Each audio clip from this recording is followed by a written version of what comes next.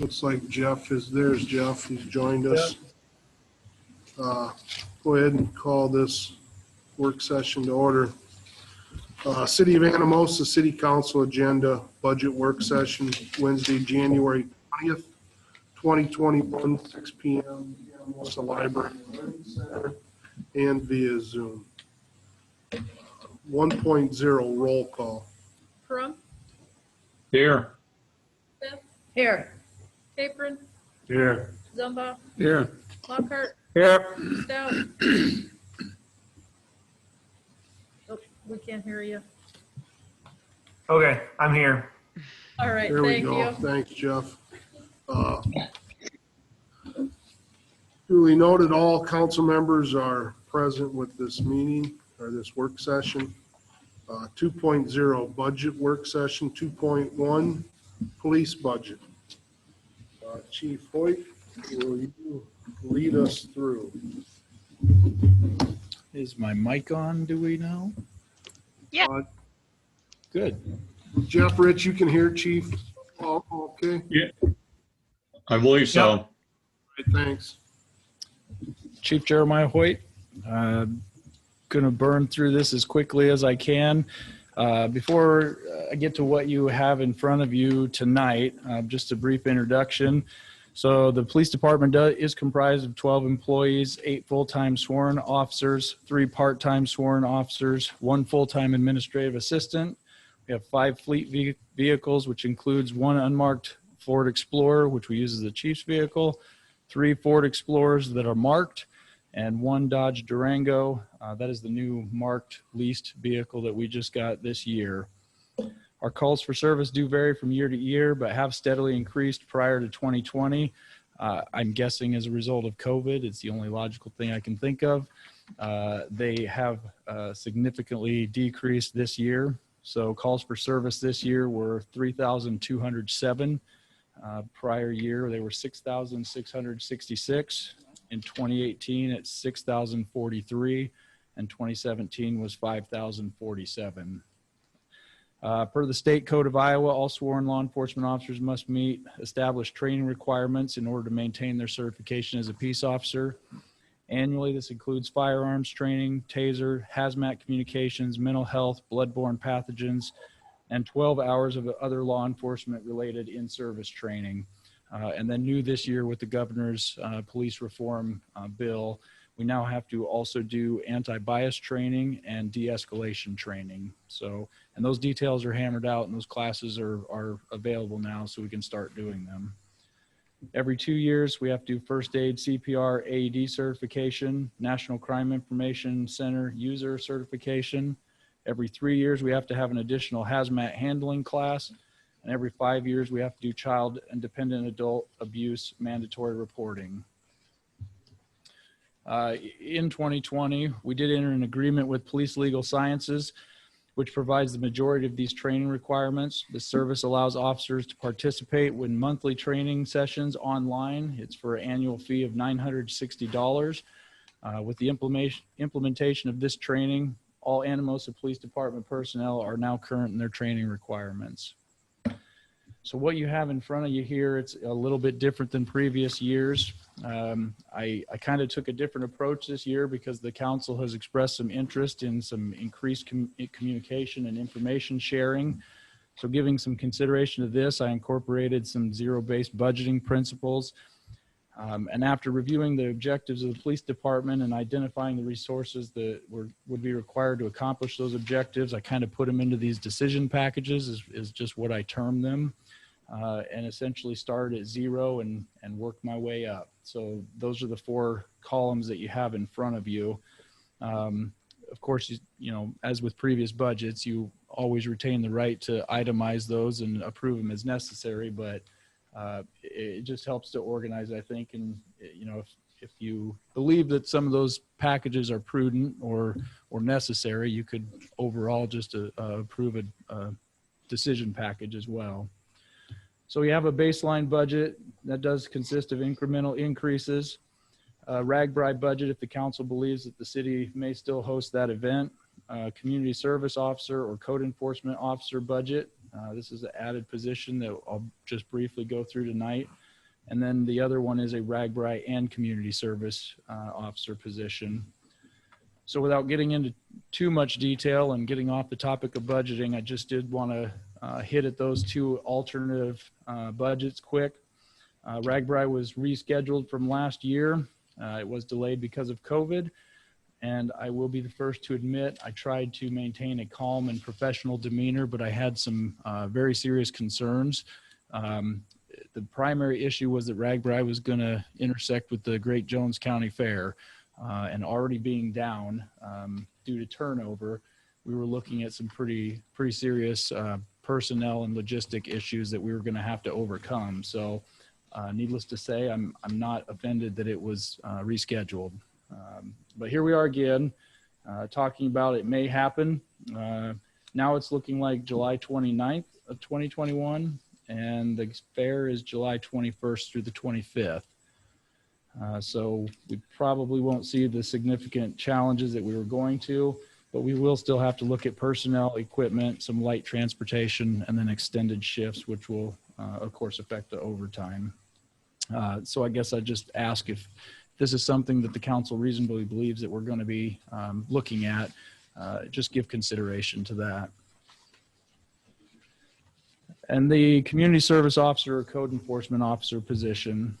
So after developing a strategic plan for the Anamosa Police Department, we determined the three primary objectives are establishing and expanding community partnerships, minimizing narcotics and drug-related activities within the community, and proactively addressing nuisance enforcement or nuisance ordinance violations. We know that each of these areas, they're interrelated, even though they're independent of one another, and how we manage one area affects the other. And so while nuisance ordinance enforcement may be viewed as petty, proper and consistent enforcement has a positive impact on the safety, cleanliness, and livability of the community. It's been demonstrated that prolonged existence of nuisances and a greater number of nuisances does more than just damage the appearance of a community. It also contributes to higher crime. This is known for those who are familiar with this as broken windows theory. Essentially, decent people have no interest in visiting, working, opening a business, or living in a community that appears to have a predominantly nefarious population. However, this type of environment is very, is very inviting to indecent people. So I would urge you to consider that how we address this issue today will affect what the community looks like in 5 or 10 years. In 2019, I was lucky enough to acquire the responsibility of handling these nuisance ordinance violations, but it was very quickly evident that the way we were handling them, where one officer was in charge of dealing with them, was not sufficient to handle these matters. Essentially, just like the previous officers that handled these, they had to be taken away from other priority duties in order to do these duties. So something had to give. Either more priority issues would take place and there was a delay in nuisance ordinance enforcement, or they had to put the other nuisance issues on hold and attend to priority duties. And this is no different than the way I'm handling them now.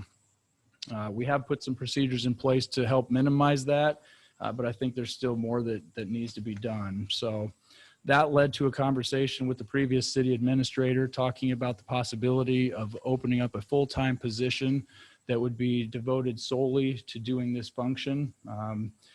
This was beneficial for several reasons. The main one, of course, is just their attentiveness to the matters.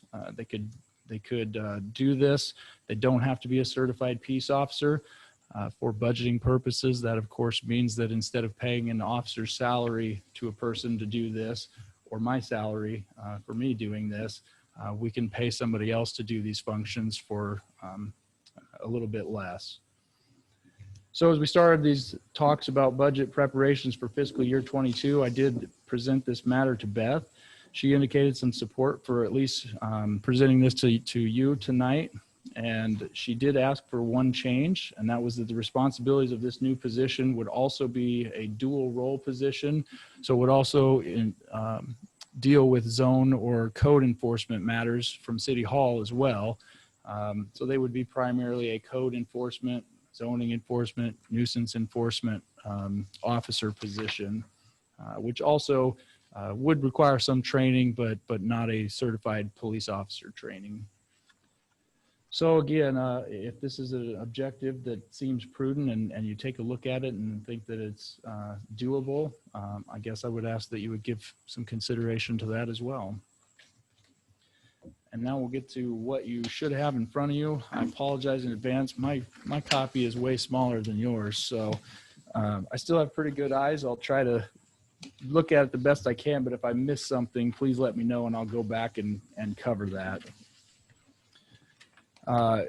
As well, I'm just going to kind of give the high points here. If there's a certain budget line item you want to go back and review or have questions about, please ask. I will do that. But here's just the major high points, I guess. So in the first part, the personnel part, there really is not much of a change in this, depending on the decision package that's outlined here. The full-time salaries, most of those are subject to the collective bargaining agreement. So the numbers were just inputted from that agreement. And then the 3% was requested for the chief's salary in there. The PD contracts and services section, I'm sorry, the no change for the part-time salaries. Temporary part-time salaries, I put $8,000 in there. That is for the RAGBRAI budget. We're anticipating the need to have probably some private security companies help us out. This is based off of a quote that they had provided from 2 different companies last year, an estimate of those services. So I did put that in there. And then of course the decision package D, if both RAGBRAI and the other position is considered. The other position won't affect this, but RAGBRAI will. Now on to the contracts and services. Several of these, there was a 6% increase. This number was figured to move to the new police department in these areas. This number, I guess, was somewhat arbitrary in determining because we just really don't know what some of those costs are going to cost, or some of those expenses are going to cost. So we put 6% in there, and that is pretty consistent with all of the increases in here. One different area that does not have to do with the new police department is the legal services. There was an increase of $8,000. That's to address the increased city attorney costs. It's something we're spending now. It just wasn't budgeted for here, so it just didn't make sense to me that we're not including it in the budget. So we just put that in there. I imagine there will be an increase to the structural insurance. I'm not exactly sure what that is, just because we're going to have two facilities. And then the communications contract, as you can see, it's at $26,873. The total is $31,073, but $4,200 of that will come from the fire department. And just a reminder, there have been discussions that this is going to incrementally increase to $85,000 over the next 3 years. However, the county was gracious enough to put this on hold because of COVID, and we weren't able to finish conversations about this. So they didn't just want to throw this on all the municipalities in the county without thoroughly talking about this. But it is at 31,073 for this year, at least for the city of Anamosa. $20,000 for nuisance abatement. Your line item may say nuisance abatement mowing. We're in the middle of potentially changing these categories or the names of these. This is actually more than just mowing. So we've requested $16,500 to account for additional major nuisance abatement efforts. For example, we're encountering some right now that if they go through with a 657 agreement, basically a state code to take over the property of a dilapidated structure that's not properly being cared for, we would incur the cost of having to tear those down or fix them up and do something with them. So that's the reason for the increase in this amount.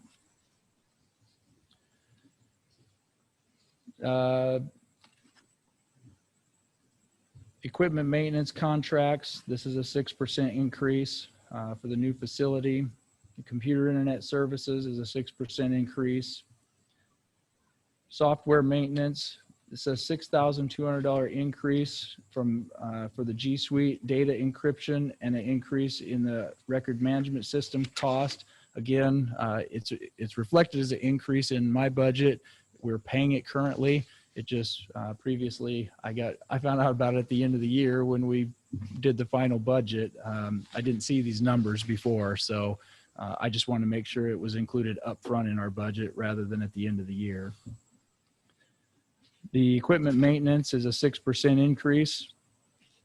Vehicle maintenance, no change. We did exceed this in fiscal year 21. We had some age-related problems with one of our units that required a quick engine change. Office maintenance increase of 6% and a $6,000 increase in the the telephone utilities. This was due to an implementation of FirstNet and additional issuance of the phones. So that's why that jumped up quite a bit from last year. $6,000 increase, 6% increase proposed for the new facility in electric. The same for the gas utilities. And $1,000 increase in the training. This is going to be for the newly required social justice training mandates, as well as the we got pretty close to it this year from what we were requesting last year. So we've kind of been playing catch up, but I think this should cover both areas. And we did exceed fiscal year 22 projections due to a contract that we bought out for Officer Lamy to come here. And the travel expenses, they just kind of go hand in hand with that. So I'm requesting a $500 increase there, a $200 increase in the lodging expenses. That's the same mentality. Essentially, it doesn't take much to get to that if the officer has to stay overnight for a training session. Materials and supplies, small equipment, $1,600 increase. We need to purchase 4 Glock firearms. We did exceed this in fiscal year 2021 as we budgeted, as we did not budget to outfit several new officers that we got. We have 2 firearms currently. They're both of our Glock handguns that are failing armor inspections, so they're unusable. And then the others are getting old enough where we need to do something with at least 4 of them total this year. $1,600 increase in the ammo or operations supplies because of ammo. Essentially, we're just running into some delays with acquiring ammo, and the prices are going up. The office supplies, a 6% increase for the new facility. Postage supplies, a $350 increase. The post office is looking at a 1.8% increase in their rates, and increase in certified mailings for nuisance abatement plays into that. JCERT, no change. Fuel expenses, no change. 6% increase in the, let's see, where am I at? Oh, buildings and grounds maintenance. 6% increase there proposed for the new facility. Again, we're just not really sure where we're going to end up with the building and grounds maintenance side of things. So we just threw this number in there again as a kind of an arbitrary figure. Now, we did exceed the fiscal year 21 budget for that as well because our HVAC system went out. We had to replace that. Under the capital expenses, this is just a side note. We, for the first time here in a few years, don't have anything under operations expenses. All of our radios are now P25 compliant, both the mobile and portable in our cars. So we're done making those purchases, at least until technology catches up, with which I'm sure won't be too awful long, but we're good there. The $4,715 for equipment for vehicles, digital ally camera, 5-year lease. It's a 5-year term on that. So this will remain this amount for the next 5 years. The vehicles requesting $22,708 for a 2021 patrol vehicle lease. It'll be exactly the same that we just did this year with the Durango. I've requested quotes for the Ford Explorer, Dodge Durango, and a Dodge Charger, with one caveat. That's if it comes with the all-wheel drive.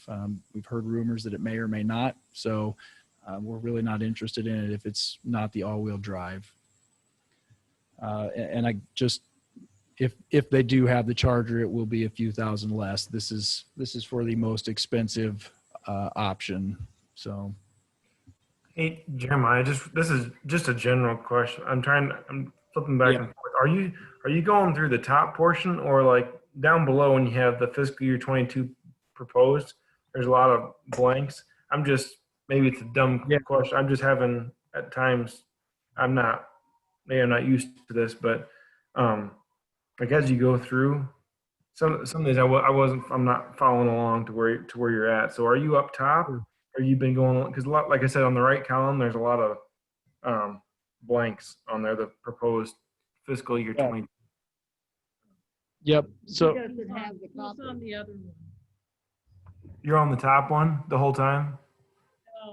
Oh, he's on the one with the 4 But- columns. I can't Beth, hear we you. can't quite hear you. You need to move your mic closer. How about now? Yes. Yeah. Okay, so he's actually on the worksheet. You're looking at the one with the historical data on it. He's on the other one. So what page would you call because I have the one that lists the LCC, the police department's first. I'm just having trouble following along here. This one, it'd be on page of the packet. Like currently, where are we at? Anamosa PD capital equipment. What's the bottom page says? Like, is it H something, H3, H? No. It's in the section that's not numbered. Yeah. So the first part? Yes. Yeah. Okay. But like when you were talking about like lodging, it's 1,700 for 4 columns across. Yes. Yes, that's correct. That's where you're going through. Okay. Because I was flipping back and forth between that and the one that all the departments use for budgeting. So, just don't want to sound like a dumb question, but okay. I think we're good. So we're on page, I guess they're not numbered, but sorry to interrupt, but. No, that's okay. Yeah, if you missed anything or you need me to go back, let me know. I'll do that. And some of the spaces that may be in there, there were some things that I was not sure about. I'm not sure if it's on yours or not. It is not on mine. For different things that City Hall determines. So I didn't put those in there. Gotcha. So I think I follow you. On the vehicles, you got the 22,708 and then the 13,500 for total for a vehicle, basically. The Yep. 36,000. yes. Okay. No, I'm good. I'm good. I was just shuffling around here too much, so I think I'm good. I think I left off with the 2021 patrol vehicle, so the same lease as last time, and then the 13,500, which is the same again across all decision packages. That is for the 2020 Dodge Durango lease that we currently have. Figured into this also, depending on how we go about it. We're hoping to include striping for this new vehicle. And I believe that if we decide to go with a community service vehicle, we do not want that striped like the rest of the patrol vehicles. We want it to be distinguishable from that. And I believe they'll remove the striping on the other one, and it will be incorporated in the cost. So there shouldn't be any additional cost there. The emergency services personnel. So this is where I think that you'll see most of the changes. This is just where for now, unless we decide to do otherwise, and this is, I think, conversation just between Beth and I. This is where I put that community service officer position. under emergency services. So for example, you'll see the base package, which is determined by the union's collective bargaining agreement.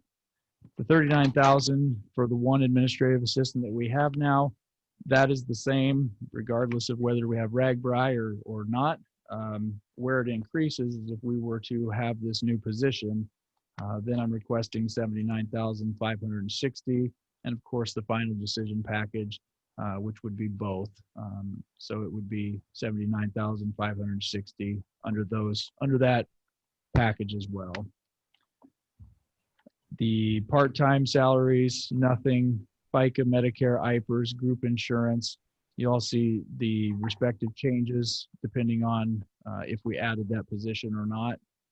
Otherwise, those are just normal incremental increases. The emergency services contract and services. I don't think anything has changed here. I think it's all the same. The only difference would be under that, again, if that new position comes into play, increase the training and registration by $100. So 550 instead of 450. And the travel expenses increased by $50, 100 to 150. And that would just be depending on what kind of training this new position would require. Small equipment under this, again, no changes if it's the base or RAGBRAI. However, if we do the new position, then it's going from 150 small equipment to 300. Operations supplies is from 150 to 300. And computer supplies from 150, I'm sorry. I think I have an error here. I have 150 under RAGBRAI, but I have 500 under base. So the 500 is not correct. I believe the new position and the RAGBRAI are probably not reflecting the accurate amount either.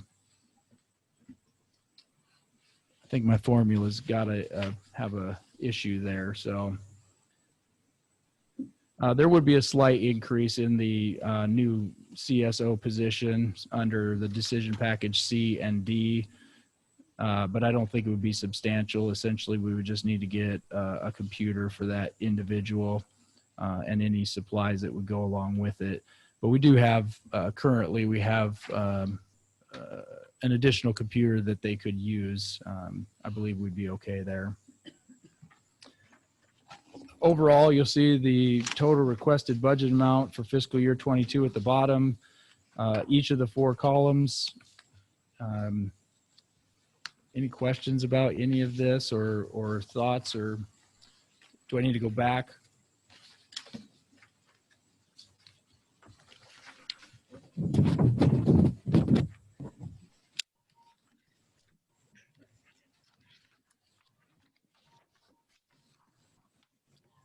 The last little bit, this I believe is going to be on your H1. Is that correct? This would be your veterinary contract, small equipment and operations supplies, primary dealing with animal control. This is the same, no changes, and no decision package or any objective that we have would change this. So that's all entirely the same.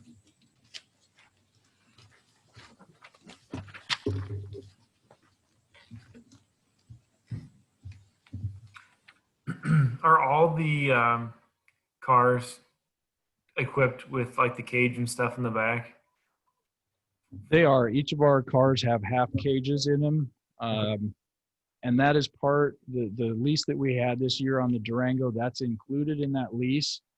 That was one of the primary reasons that we decided to do that. So each time the lease comes up and we get a new vehicle under that lease program, we get a new mobile data terminal and a completely new cage or upfitting in that vehicle.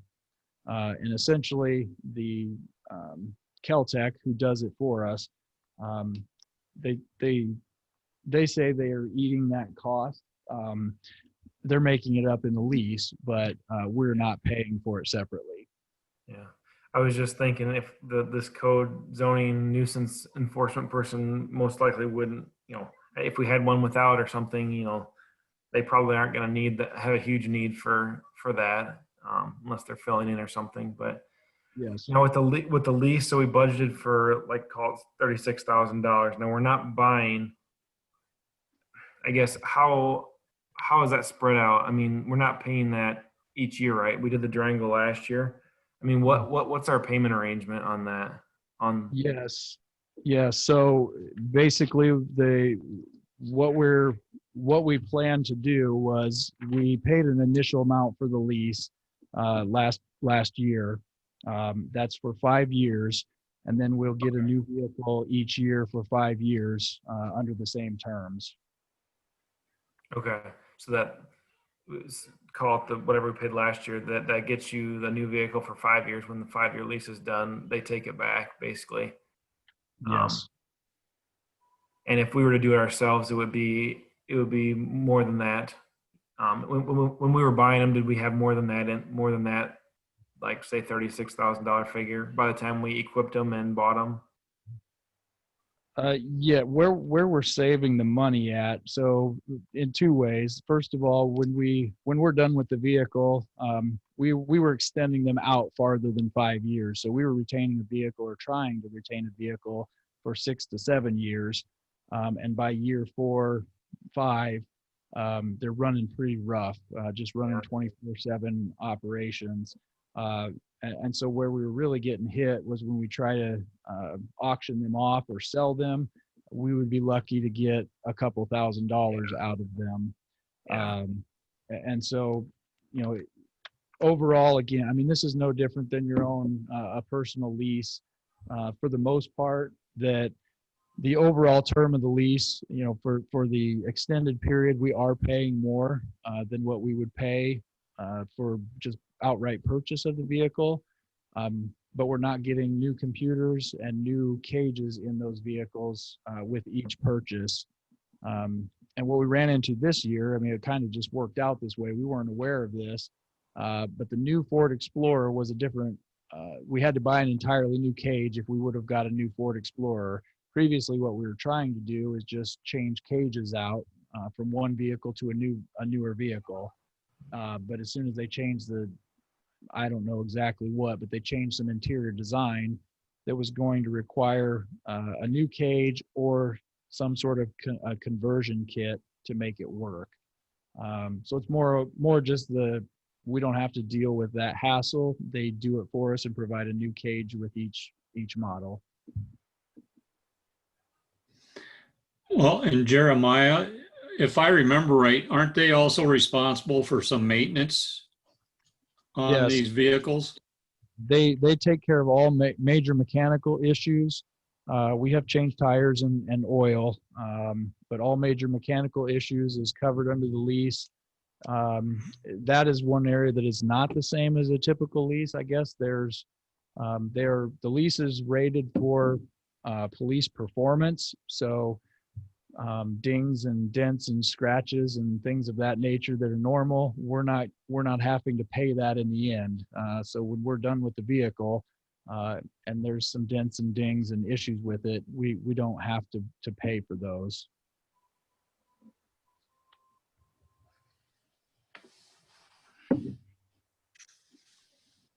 For the CSO position. Okay, could you move your microphone closer to yourself? For the CSO position, will you talk a little bit more about what you would expect that person to do specifically other than nuisances? I can, yeah. So this type of position has been pretty common or becoming more common for a number of years. Essentially, it is a position that is not a certified police officer position. They don't have to go through the academy. They would not carry a firearm. We would issue them some sort of a uniform, but it would be distinct. It wouldn't look like other uniforms. And in essence, they are picking up the non-priority functions in law enforcement. So they would handle with handle not only parades or activities such like, as that, but they would also do evidence handling or traffic control at accidents. They would pick up stray animals, deal with the animal calls of different nature. When I look through our city ordinances, I can pretty much say that any of those city ordinances that do not require arrest powers, such as a theft or a burglary that would be the same as a state code, but we do have a city code for it. Those they wouldn't be able to handle, but the rest of them they would handle for the most part all on their own. Primarily the nuisance, parking, the other ones that are considered nuisance, but they're not in the same code section. So sidewalk cleaning issues. Would they work with DARE? They could work with DARE potentially, yes. The way we have it set up now, the Jones County Sheriff's Office pretty much has a monopoly on that. Not by their choice necessarily. It's just the way it worked out. We formerly had a DARE officer. They're not with us anymore, and so the Sheriff's Office just picked that up. So they could do that, yeah. So do you expect this person to be a full-time, have that much work to do, or do you predict them to be a part-time, or? I expect them to have more than enough work to get a full-time position, but especially if you add the dual roles of zoning and code enforcement into it. I mean, we're inundated with that as we speak. There's just, again, there's issues that are, we get phone calls and we're sitting those on hold for a period of time as we're trying to handle other law enforcement matters. And it's not fair to the community. And when this is one of our primary objectives for the future, I don't know that we're successfully meeting that objective with the way that it's designed right now.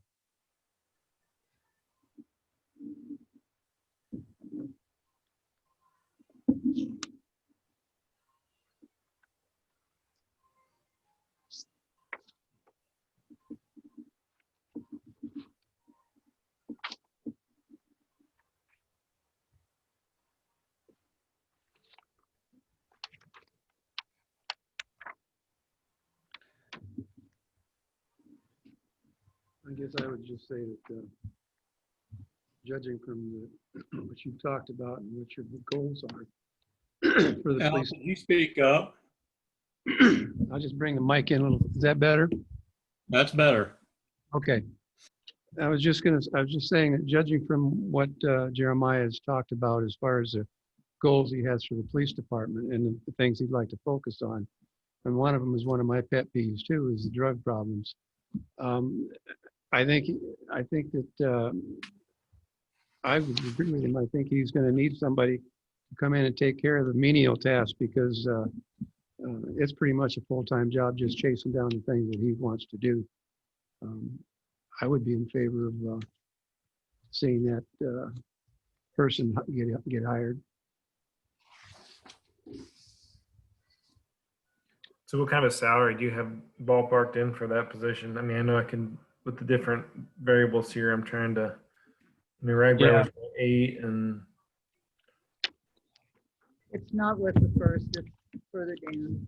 So under the emergency services personnel is where I figured that in for both the administrative assistant's salary and this new position, 79,560. Okay, and where's the administrative person at right now?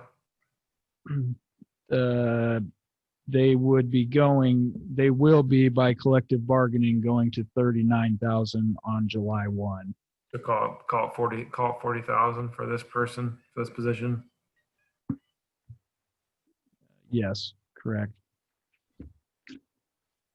So just a question. In the past, the street department has been the one who will go out for building codes, correct? That's correct. So if this person's going to be doing a portion of that, will streets department be paying for part of their salary? No, no, because really I'm not sure how it got ended up under the street department, but previously I had spoken with Doug Herman about possibly sharing a building official code enforcement person. I'm not sure what's happening with that, but either that or we'd have to contract for someone, say through the ECOG or another city like Marion or Hiawatha. That person would do both building inspections and code enforcement. So this is kind of our alternative. We haven't gotten very far with the other options. Yeah, I don't know if I'd want to go through anybody else. I'd just soon have, if we're going to do it, we do it ourselves. Yeah, I think though, I think something we need to somebody. something we need to put to the front burner probably though, if we're going to do this, is revisit, having building codes and that, because that would be something that would fall underneath this position too. We ran into that a little bit this last year. Again, I was kind of thrown out of my area of expertise. There's quite a bit of a difference between zoning enforcement and law enforcement. But we had the fire down the street here, and the individual who purchased the property went in to redo it and fix it up and whatnot. And I was kind of thrust into handling that, but not knowing a whole lot about zoning and code enforcement stuff. So, it had to happen. Somebody had to take care of it. And I just happened to be the one that was closest, I guess, to that job description to kind of to help with that. But there was a lot of, I relied heavily on the attorneys and City Hall and how different policies should fit together and what it should look like. So, having somebody who's solely devoted to that's their specialization is, crucial, regardless of where, whether it's in this decision package or what kind of form it comes in, I guess. Well, it sounds to me like you think that we can definitely keep them busy, and if we can keep them busy, I don't see why we should really contract with anybody, or even if we share somebody with Monticello, I'm not sure we're going to get our full bang for the buck. You share, and then you could potentially not be paying 50% and getting 30% of the work out of them, Or it just depends, but I'm all for, if we can keep them busy 100, full time, I'm all for it. Well, you drive around, there's always improvements, but there's still work to be done, when you drive around. So I think we could keep busy too. So Beth, do we need to put this on it as an agenda item to approve something like this? Yeah, we'd have to come up with a job description and all of that. This is just kind of to make sure we have money. We're going to go that route to pay this person. But yeah. Well, we would need to go. I like the idea, and I think we need to keep moving forward with it. And so get a job description, somebody, I don't know who's going to put it together, but I'm all for somebody starting the process.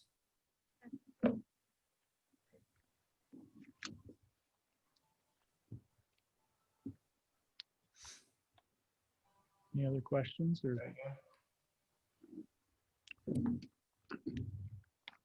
thank you very much. Thank you. So I guess I do have a question. Thanks, Jeremiah. Obviously, the bottom of the last page is your totals for the different packages. Yes. What is the current budget for fiscal year 2021? I'm not seeing it.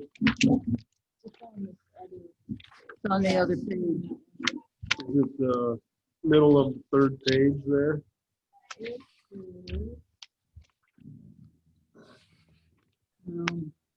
969, 650. Yep, and that's without the emergency services admin, so we need to add that 969,650 to, About 50,000 roughly. yeah.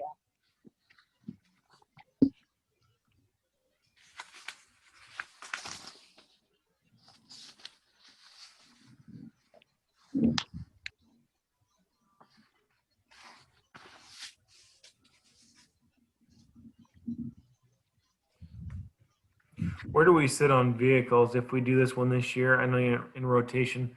Is it going to be something that we're going to do?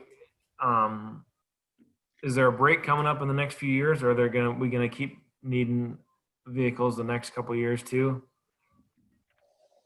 So again, when we first plotted this out, the plan, we were replacing a vehicle every other year, which was leading to about a 7-year rotation. And then the final year of that vehicle's life, paying substantially more in maintenance costs and whatnot. So we needed to bump it up a little bit.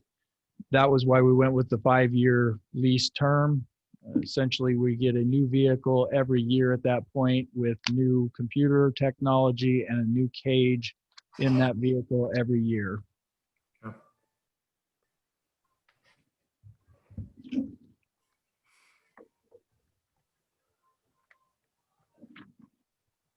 I can provide you too. I don't have it tonight, Jeff, but I have that original plan that we had went over. I had, I think, I don't know, even maybe 8 or 9 years, 10 years maybe plotted out. So you could kind of see, I can get that to you.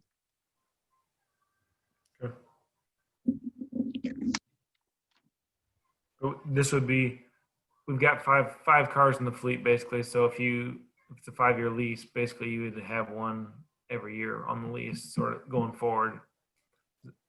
That's correct.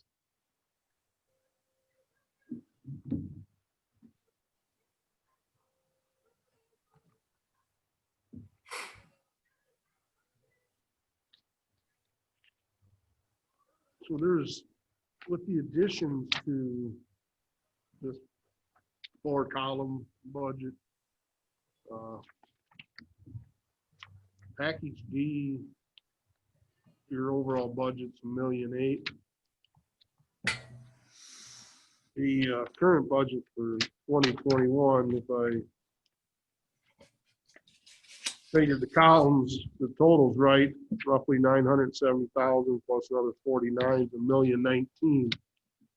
Something in this one here has to be skewed.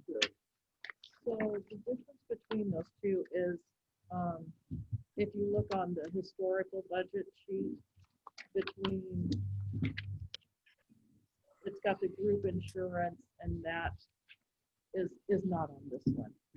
On this one. Right, on his, yeah. So it is on this one. You need to add in about that, $190,000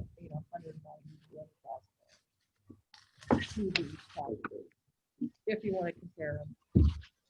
But if you have a package you want me to plug into this for our final budget discussion, let me know, and that way you will have the complete. You'll be able to.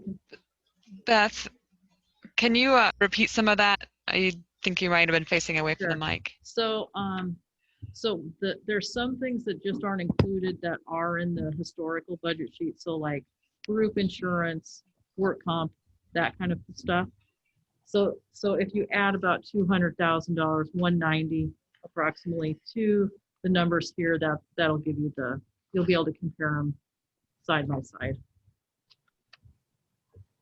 with where you were for this current budget.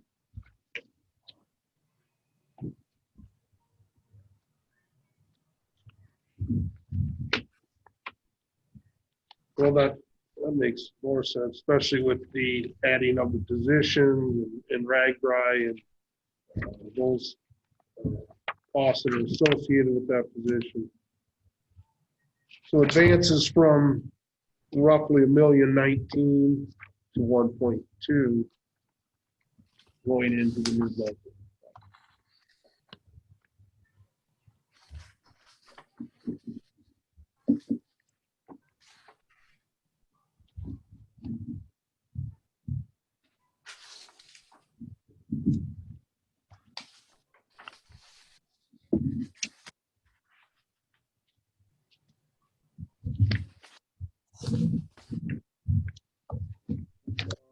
Obviously, there'll be more conversation to be had on this new CSO position. Have you done much research, Chief, that you think you could lock a viable person down for about, what you have figured, about 40,000? Yeah, around that. Just within the last few months, I've been paying, I guess, closer attention, seeing what positions are available primarily throughout the state of Iowa, just to maintain somewhat comparable thoughts. And that's pretty consistent with what we're looking at. I've got obviously a folder of several pieces of this information, job descriptions, duties, some of the training requirements, different salaries, things of that nature. So, and of course, depending on whether or not this is something that we did choose to proceed forward with, that's what we would spend the next few months really digging into. Okay. Would this be a salaried position or an hourly? Well, eventually, so if this was approved for this next fiscal year, they would not immediately fall under the union. I imagine at some point they probably would negotiate or bargain to get that position included. And then we would be subject to the same sort of contract that we are now. But for this next year anyways, I would imagine seeing that as an hourly position. So. About 1950. Yeah. And what we had to in looking at some of these other places, what we had to kind of work with was, I don't think it would be fair to pay them what a certified police officer would make. But I do believe that the work, it seems to appear, through most of what I found, that they are making more than what administrative personnel is making. If you look at our wage scale, it's kind of a small window to get in there. This is quite the knowledge base they're going to have to handle all that. Yeah. It's going to be a learning curve. Yes. I think for this position and for the city as well. Yeah. Good idea. I like it. Council have any other questions for Chief White and his budget proposal? Thanks for putting it together. Thank you. Very detailed, Chief. Well, while we switch to a new budget to talk about, just a reminder that I know you guys have a lot of papers on the table in front of you, but the microphone should be about a foot away from your mouth when you're talking. So if you can move that to somewhere nearby, that'd be good. Also, if you turn your head in a certain direction to talk to the group, you might want to have the microphone is situated in a place where it's directly in front of your mouth so that we can hear you. Thanks.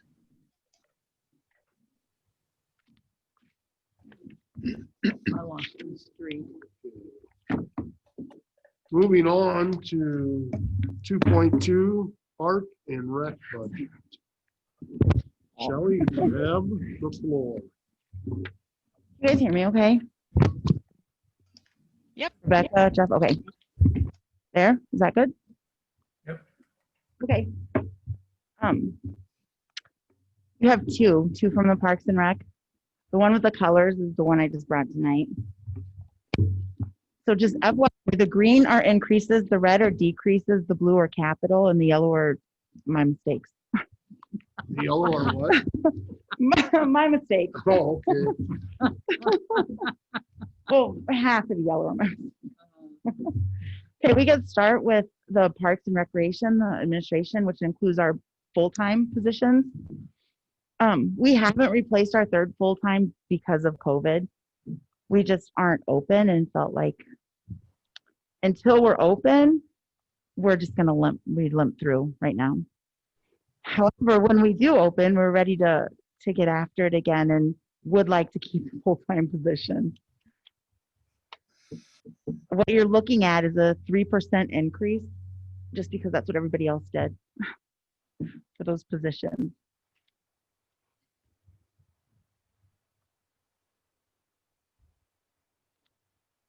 If you guys have any questions, just stop me. Otherwise, I'm gonna go kind of quickly through it. If you go to the next page, it's line 47. That's the total for the administration budget. It ends up with a few of the cuts that we made throughout the budget, a 2.5% total increase.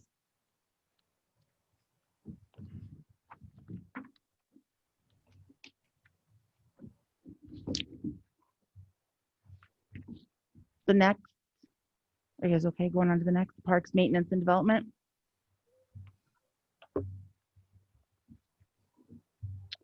This does include a bit of an increase. The first, where you see it's the temporary part-time. I did after, and actually this is going to be a little challenge. Working with Shane, we've been talking quite a bit, and we do plan to continue this relationship. He fixed another one of our mowers. So we have 3 mowers, and a couple of the things that I foresee happening is a little extra mowing and trimming. We plan on working with the prison if COVID lets up, so this will affect things. But that increase is actually $8 an hour, 20 hours a week for 3 months. We are going to need a little more labor in the Arboretum this year. So between really we did have a lot of help from the pool staff also this last summer.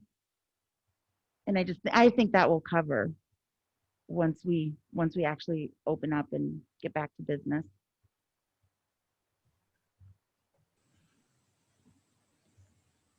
So, Shelley, to interrupt, you're proposing 17,000 for temporary part-time salaries, highlighted in green.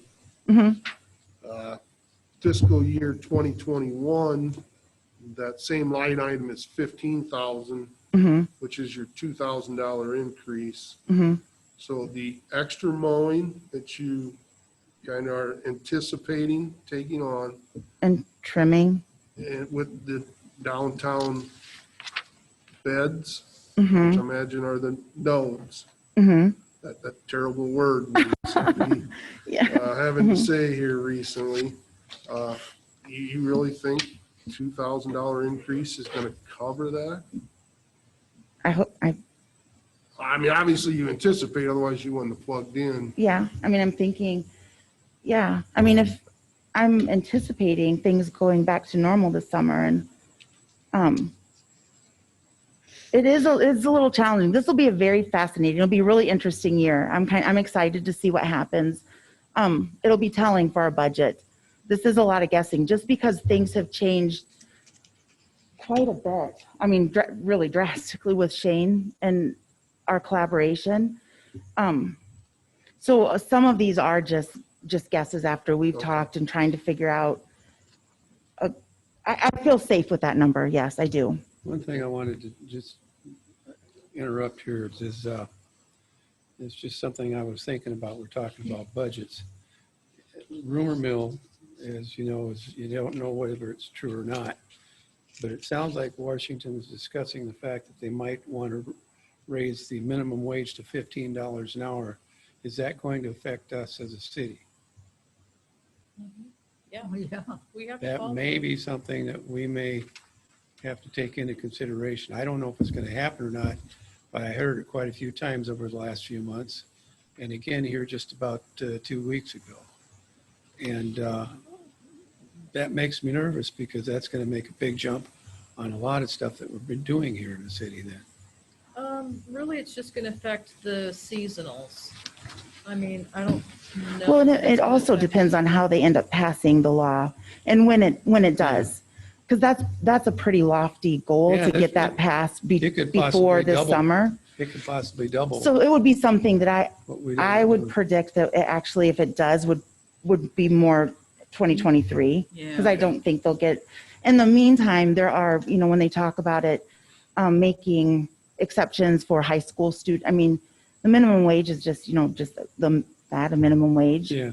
So I think there might be more to it than just a straight $15 an hour across the board for I just wanted to everyone. throw it out because I want to make sure that we're. But we do actually need to think about it for the future. Yeah. Okay. Thanks for clarifying there, Shelley. Okay, then honestly, this parks is where you'll see the biggest overall increase in our budget for this year. There's a few minor, just with our maintenance. We're going to continue. Our goal this year is we want to continue with the cleanup of the parks that we've been the last couple years. And this year we do plan on focusing on some fundraising, just because we have been closed and it's been a rough year for the Parks and Rec department.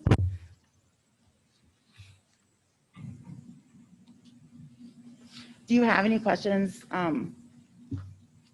The lights at Fountain Park need replaced, lights at the band shell.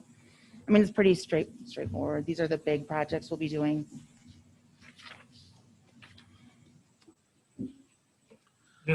Just thinking out loud. I mean, Rod hit it on the head with the nodes, but I just keep going back and forth. But you look at things downtown, if a chunk of sidewalk needs replaced or the painting needs done or whatever, that comes out of the streets.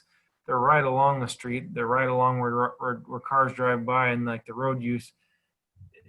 Should those nodes be under the streets budget? I mean, we can collaborate, but I just think of all the facilities and parks that fall into your budget.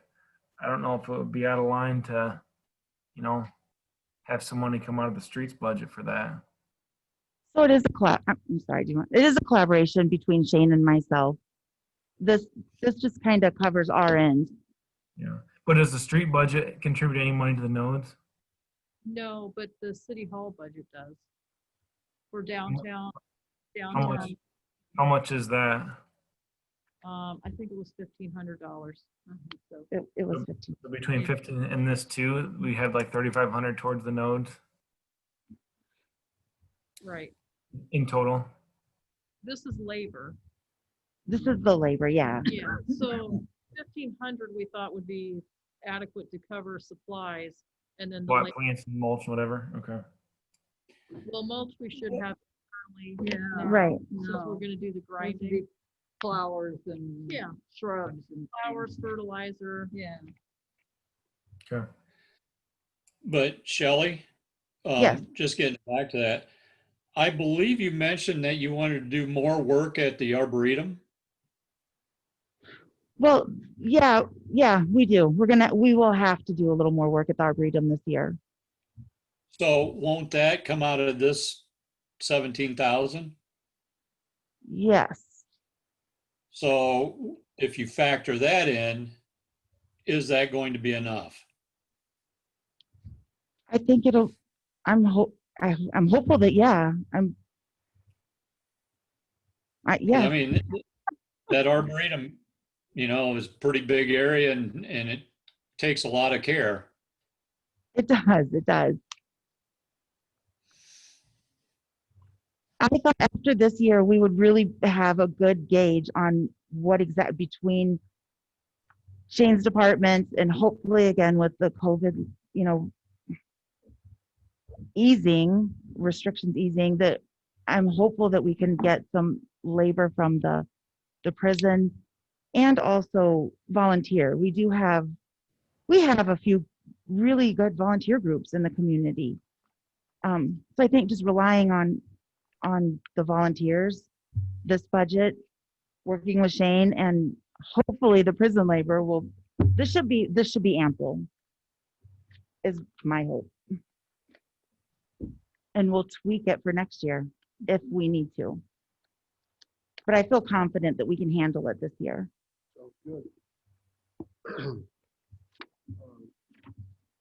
So, I know you're moving down on the second page yet, Shelley. What is your plan to reopen the restrooms down by the, I'll refer to as the softball fields? The down Monroe. on, Monroe, I was thinking McEnroe, I knew that wasn't it. Yeah. Yeah, the Monroe. So we're actually, the park board is working on a comprehensive plan, like 3-year, 5-year plans. And I'm excited. This year, I didn't put anything in the budget for it this year. We have a lot of projects. We're still working on derecho. We have a lot of irons in the fire right now. We thought that, the first step would be getting rid of that bathroom. The plumbing isn't good. It's a problem. And still cleaning up that area. If we could remove it and then add a couple porta potties, which actually is cleaner than the bathroom and would accommodate more people. And then plan for the next few years, again, to do some fundraising. Some of the club and tournament teams, there are others in the community that have an interest in having a better facility there. We can fundraise for a portion of it, grants. And honestly, we're working with FEMA right now after the Dre show for some mitigation and potentially some funds for a tornado shelter. We don't have a shelter. When we're out playing ball, there's nothing over there really. So that's something we're working on. I would say in the next 2 years, we'll have a really sound plan for that area. So the plan is in 2022 not to bring those restrooms back to life. No, Okay. that's a bigger plan, I think, that to do it the justice, because you are also looking at, that's where the trail is. So hopefully we'll have a lot of traffic over there. We need to do something, personally, I think, with a little more thought than what we currently have and what we would have time to do this year. Sounds That- good. Good plan. The plan is to wait. The other two, the band shell, that's our big, we have 2 big projects this year. The band shell, we'd like to update.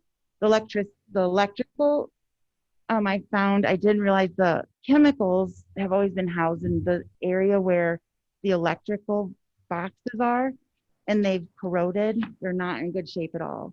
So we need to fix it and then figure out a little better system. We're working on it. And this is another, I'm excited. We'll see. We're going to test the streets department because they have actually offered to help with several of our projects. And again, it's very exciting. The siding, we're going to put new siding on it. And a couple of the guys are interested in helping us reside the band shell. I keep looking to Shane to make sure he didn't change his mind, but so I'm thinking the $10,000 will cover the materials. It doesn't cover all the labor if we can get the streets department to help. But I think that will cover getting the band shell redone and up to snuff. The next capital project is, again, these are park board projects. The tennis court, we need to get the tennis court done and resurfaced. We, again, with the streets department, we were really excited to work with them and piggyback on some of his projects where we found the initial estimate to get it resurfaced was $112,000. Working with the streets department and doing it alongside one of their projects, it was $37,000, which was a substantial. Oh, yeah. Mhm. Yeah. So yeah, just planning a little bit better and coordinating it. this also, this does include, you'll see a increase. This does include something that kind of came up again with the streets department. They're doing some of the alleys, and at St. Pat's, the parking area is it's not the best. We were talking about gravel. However, it was $10,000 to pave it, the whole parking area, and that is on the west side of the park. So it's the alley that goes straight across St. Pat's on the west end by High Street. There's a large parking area there. So if we include along with when they redo the alley, if they just pave that whole area, it will cost $10,000. But it was recommended by everyone. Yeah, it'd be nice, but I mean, the reformatory uses a lot, which is fine. But I guess they can't pay part of it. That's two different entities. But I mean, they use it continually, which there's no problem with them doing it. They need the parking, but it'll make it nice. It needs Oh, it, yeah, but it needs it. it's just, quite a bit of money. But to get that good a deal on the tennis court, I guess, if that's one of them that almost seems too good to be true. I believe what they're giving you the bid, but I mean, 70-some thousand less is It's a lot. quite a difference. Yeah. I just hope it's comparable. One of them deals, like I I've said. seen their work, and I think. Oh yeah, I mean, they do good work. But it just seems, Well, in tennis courts, though. yeah. They just did a tennis court for a fellow over by Monticello, and it's inside of a new machine shed. And it was top notch. Yeah, And I'm guessing this guy spent just about the same amount of money. yeah. And it's all painted and it's really nice. It's like 2 or 3 different colors. It's something that if you're gonna keep tennis courts, you're gonna have to do. Well, yeah, and then that's great. If it's comparable, that's a heck of a saving. That's great. So we have Rich and Jeff, were you able to hear that? Yeah. Okay. we have a growing pickleball community in our community. People are really into pickleball. So we do plan on, once we resurface it, we'll have the 2 tennis courts and potentially 3 pickleball courts. We just need to logistically kind of figure that out. Well, it needs to be done. I'm not questioning that at all, Shelley. That's definitely needs to be done. It just, the difference in the price is great. That's. Well, I was just letting you know, John, in case you want to play pickleball. It's going to be exciting. But the one thing about it is if they're coordinating with each other and they're mobilizing once as opposed to mobilizing it several times, that's going to help save the money right there. Yeah.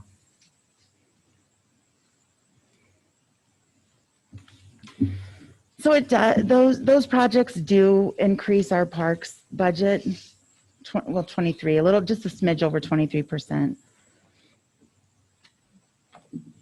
for this year.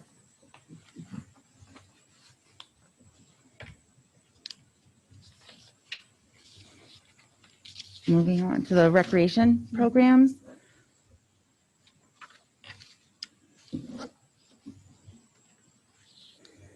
This one, there really wasn't, we didn't make too many changes.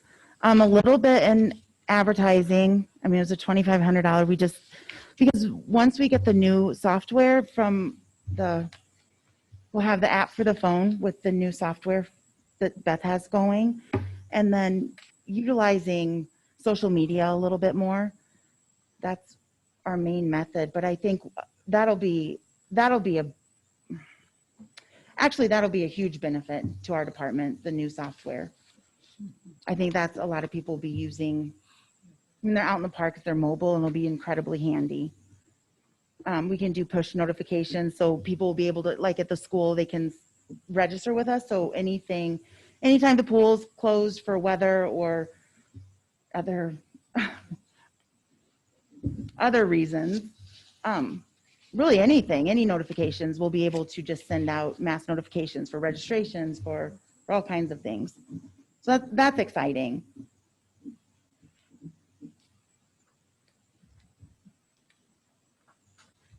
We did add a little bit to the event expenses because we are hoping to do some fundraising, have some fundraising events this summer.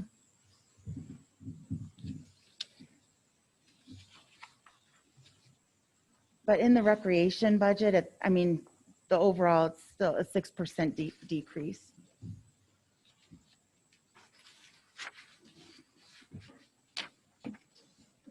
Does anybody have any questions about recreation budget? No? So moving on to the aqua court. The biggest change you'll see here is, and I honestly, I feel last year's was too much, the 80,000, because we have a really young staff and we don't have many veterans coming back. So really, they're on the lower end. And honestly, we never, I think once it was, if I remember correctly, it's been over 5 years. I think it was like 72,000. Normally it's in that mid 60 to the high 60 for the lifeguards and concessions. So I think the 70,000 is more than, I think that's adequate. That's appropriate.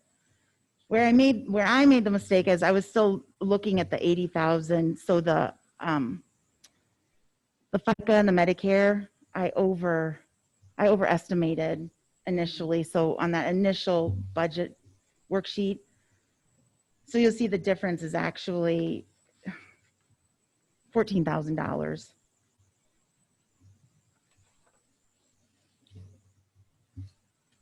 Decrease, not increase.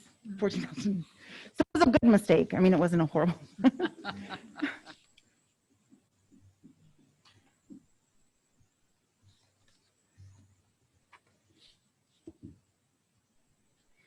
And then really anytime like the insurance and our utilities, I just did a straight 3% increase across the board for all of those.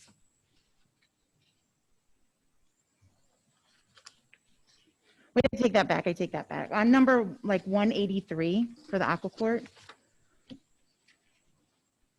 the gas and the electric, we did do it. We decreased those because generally they're in like it costs around $7,500, but with the new sand filter, the new equipment and that we have in the pump room, with installing that, the energy savings, it should reflect in here. So that, I think $2,000, $2,500 between gas and electric savings is a pretty accurate estimate.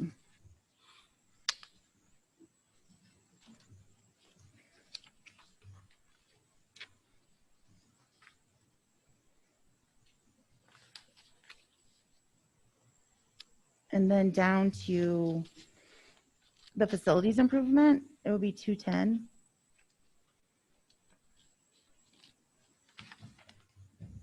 The company that we were working with for the gutters since COVID, they had shut down, and it had only went to 50% production. In the meantime, we started looking around and found a couple other companies that I think we could work with. But instead of getting them all, we had decided maybe we would just get the sections that are heavily used and honestly that we need, because we can get the gutters anytime. You know, they're fabricated and once they have them, we can order them whenever. So that we decided, I mean, that eased up a little bit for the pool. But in the meantime, the baby pool, we've still been trying to kind of figure out what to do with it. And if they're not able to get it functioning, we've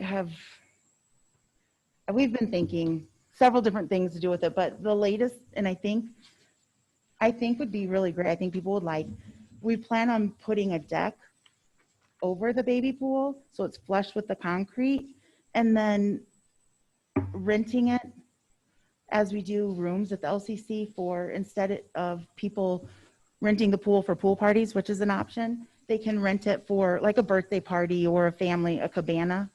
Because seating is kind of, it's tight at the pool. And by opening that area up last year when we did, people really utilized it. And that was the first time I had actually noticed that, because usually it's closed because baby pool is not functioning correctly.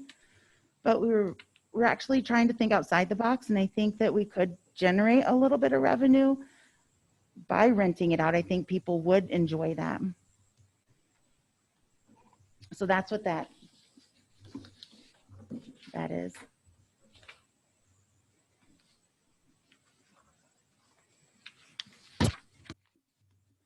Do you guys have any questions?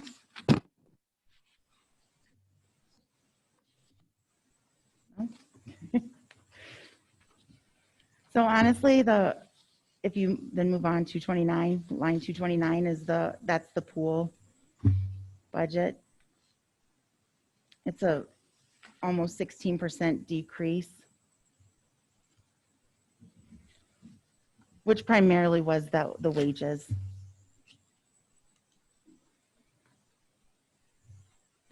I mean, you'll notice, I probably should say the chemicals.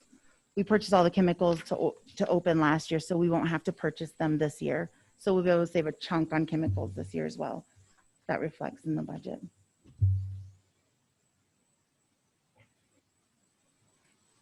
So moving on to the Lawrence Community Center. I just left, again, wages where they were at the 55,000. I did a 3% increase for the same thing there for our, again, anywhere you see the insurance and utilities.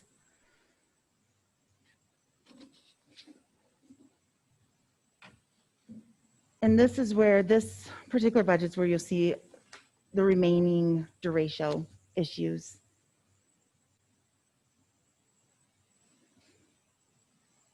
Out of the grounds and building maintenance, since we have all these other projects, we did decrease it a little bit. We're going to be busy fixing the things that are indicated throughout the budget in the parks.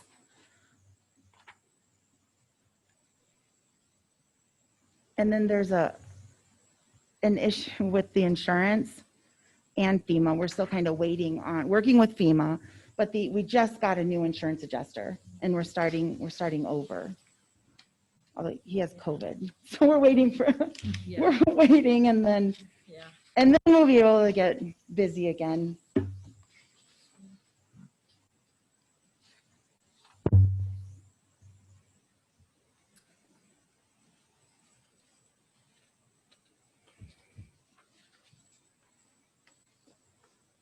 What about the roof?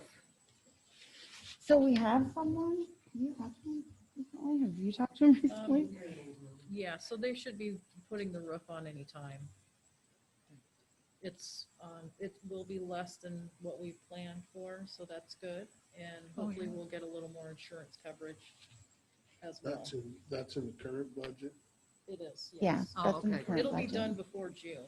Oh, okay. Yeah, for sure. It'll Gosh, be I done hope before so. June. Oh, So yeah. it'll be on what we've This is already. This is LCC roof you're talking about? Yeah, Yes. we're just waiting on him. I mean, I was just in Cedar Rapids, and there's still lots of buildings that are in the same boat that we're in that haven't had their roofs. I think people are just waiting. And this is just a repair of the shingles, or a whole new roof, or just portions repaired? All new, Is it It'll gonna be be metal yeah. or shingle? metal. Metal. Yeah. So between FEMA and the insurance, we should be able to cover the metal roof. So even though we have it budgeted for, we're covered either way. So Okay. we're good. Thank you. 300 square feet was damaged, Jeff, of the roof, and we're replacing the whole thing with metal.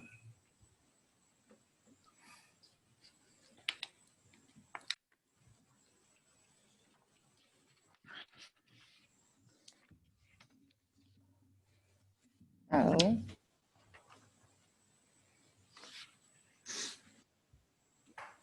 Honestly, on the last page is a the total budget. I guess we just, overall, it was a 5.5% decrease. So I think with the capital projects, we're still moving forward with replacing some of the lights and a few things in the facility, the LCC. We do need to replace a couple pieces of cardio equipment.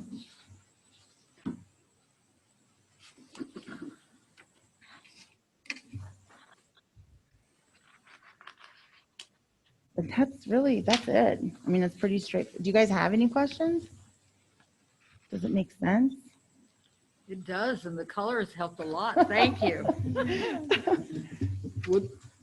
So the building improvements LCC, Mm-hmm. there's 50,000 that you have highlighted as blue. Yeah, And right next to it, 50,000 highlighted in. because last year it was 100,000. And so, Oh, sure, there it is. Thanks for pointing that out. so red is down, Rod. Yeah, yep. I was like, 50,000, how can she put 50,000 in and then show a 50,000 deduction? Got it. What sure is impressive when you get to the bottom of the last page and you see a 5.5% overall decrease in the budget. Definitely. Happy, happy, happy. You ought to be, if it all holds up, you and your team should be proud to put this together and show that type of decrease. Along with that, the board has worked with you on this. Mm-hmm. They're all good with. Yeah, we have a plans really great and- park board. We have 2 new members. It's actually been amazing, Heath Engelbart, and so it's really, he's an electrician, so it's been really handy. And then Nancy Schaefer. So on our board now we have a plumber and an electrician. It's been very helpful. And we do have a couple spots that'll be opening up, but the board has been incredibly active and encouraging and helpful. And I think they're excited too for the future and to do some of the planning, the long term and really the immediate. So I think it's going well. I think it's going really well, other than COVID. Well, good. I can tell just by your actions that you're excited about. I am. I think, yeah, we did a lot during COVID, the shutdown. And I think people will really notice this year, some of our projects. I think people will be happy. Good deal. Nice Okay. work. Council have any other questions for Shelley on the proposed budget? Thanks. Thank you. Okay, moving to 2.3, street budget. Shane, Can everybody hear me? it's your game. Well, bear with me since this is my first one. I've had a lot of help from Beth, thank goodness. There are probably quite a bit of increases just because we sat down and did this together. And she felt like in some spots we needed those increases. Maybe because we were falling behind a little bit. So we went with 3% on salary increases. That's up to you guys. But that's what we put. And then the safety group at the bottom, that's another good thing we're gonna have this year. Or for whatever, however long they're here. I know it's gonna be a lot, but we need it. Second page, we're by excited that next The page. safety council group, we've already Right. And Yeah. we're, agreed and, to yeah. bring them on. That's all Yeah. part of, that's what Correct. this is. yeah, Yeah. we're just planning for it. We'll have the full expense for the whole year next year. Okay. She has already met with some department heads and toured some facilities, so it's already starting.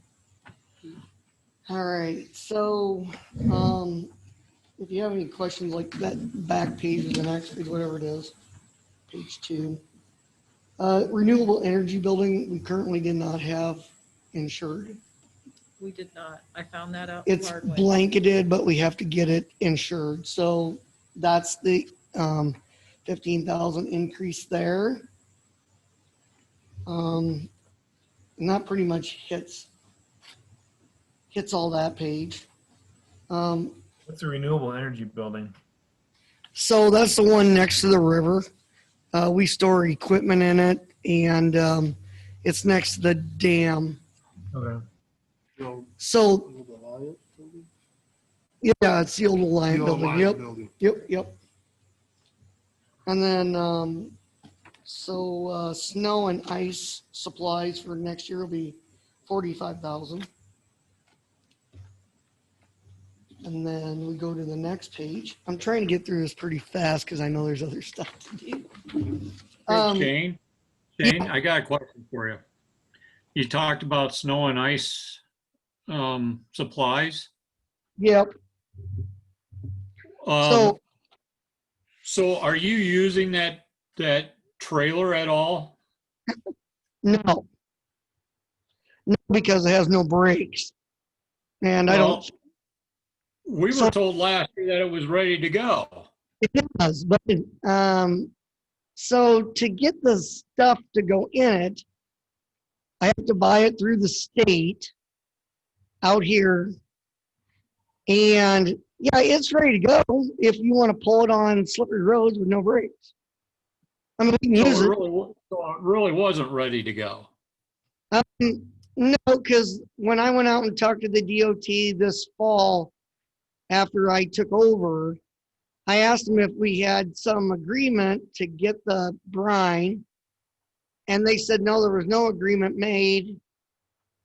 So it's kind of it was something that when we ran into this, I hit the ground running and we just had to get going. I did hire it done this year, cost me $400, and they came and put it on. And they only used, I think, 420 gallons. And it was for that last big snowstorm we had. It worked okay. But in spots we noticed that it didn't work the best. I'm kind of gonna ask more questions. The county has switched to, instead of salt or sand, they switched to like an aggregate, which is a little more rocky, but might be a lot less money. So I'm kind of going in that route too. We still have to use salt with it to burn off the snow and ice, but I think we'll get more traction and maybe not have the sand. The sand's so gritty. It's hard on equipment. But back to the trailer. So that's a whole different ballgame. There's a cleaning process that nobody ever thought that they needed to do. It's a lot of work. So the state did recommend they had some tanks, a tank that they would hang off the back of our dump truck tailgate. That would only be like 100 gallons versus 1,000-gallon tank pulling it, which then you would only need a receiver hitch in the back of the truck with electricity to flip your switch on and off to turn so your liquids would shut on and off when you didn't need them on and off, which we have. So already with the trailer, I'm not a big fan of that trailer. I never was. Let me just say, if we're not going to use it, let's get rid of it. Fantastic. You had my full support 2 years ago on that, or whenever. Yeah, so it's just getting into a bigger headache. We have to go out to the state. We got to buy it. Then they got to mix it. Then you got to put it in your tank. Then you got to clean it after it's done. We don't have time for that. I mean, normally if snow's coming, we're getting trucks ready to go. It just seemed to me it's a lot more labor intensive than I think they thought. Is there a big cost difference between going heavier on the salt and the sand? I mean, I know the salt works better, and then it's more work. The more sandy it is, and it's more sand you got to clean up in the spring. It's kind of a double work job. I mean, it whereas the salt washes off in the rain. Is it heavier on the sand side versus the mixture we use right now? So we're using about 1 bucket of salt per dump truck load. So you're using probably 2 tons of salt to 8 tons of sand. So yeah, we're heavier on the sand, which I'm looking into like I said, an aggregate, so maybe we can cut the cost down, because the cost of sand right now is $15 a ton. And so if I could save that or cut it in half, that's what I'm kind of working at for this next year. I'm actually got a couple phone calls in, and we would like to try it yet this year. So when I get that phone call back, you'll probably see a little different color out there. It'll be yellow versus the gray sandy. But we're going to try it in some of our hills and maybe out on Caitland or something just to see. But we're still going to have to mix it with salt. That's just the way it goes. The county uses that. Yep, the chips. Yeah, and it's a lot cheaper. It is a lot cheaper, and that's the way I want to go, really.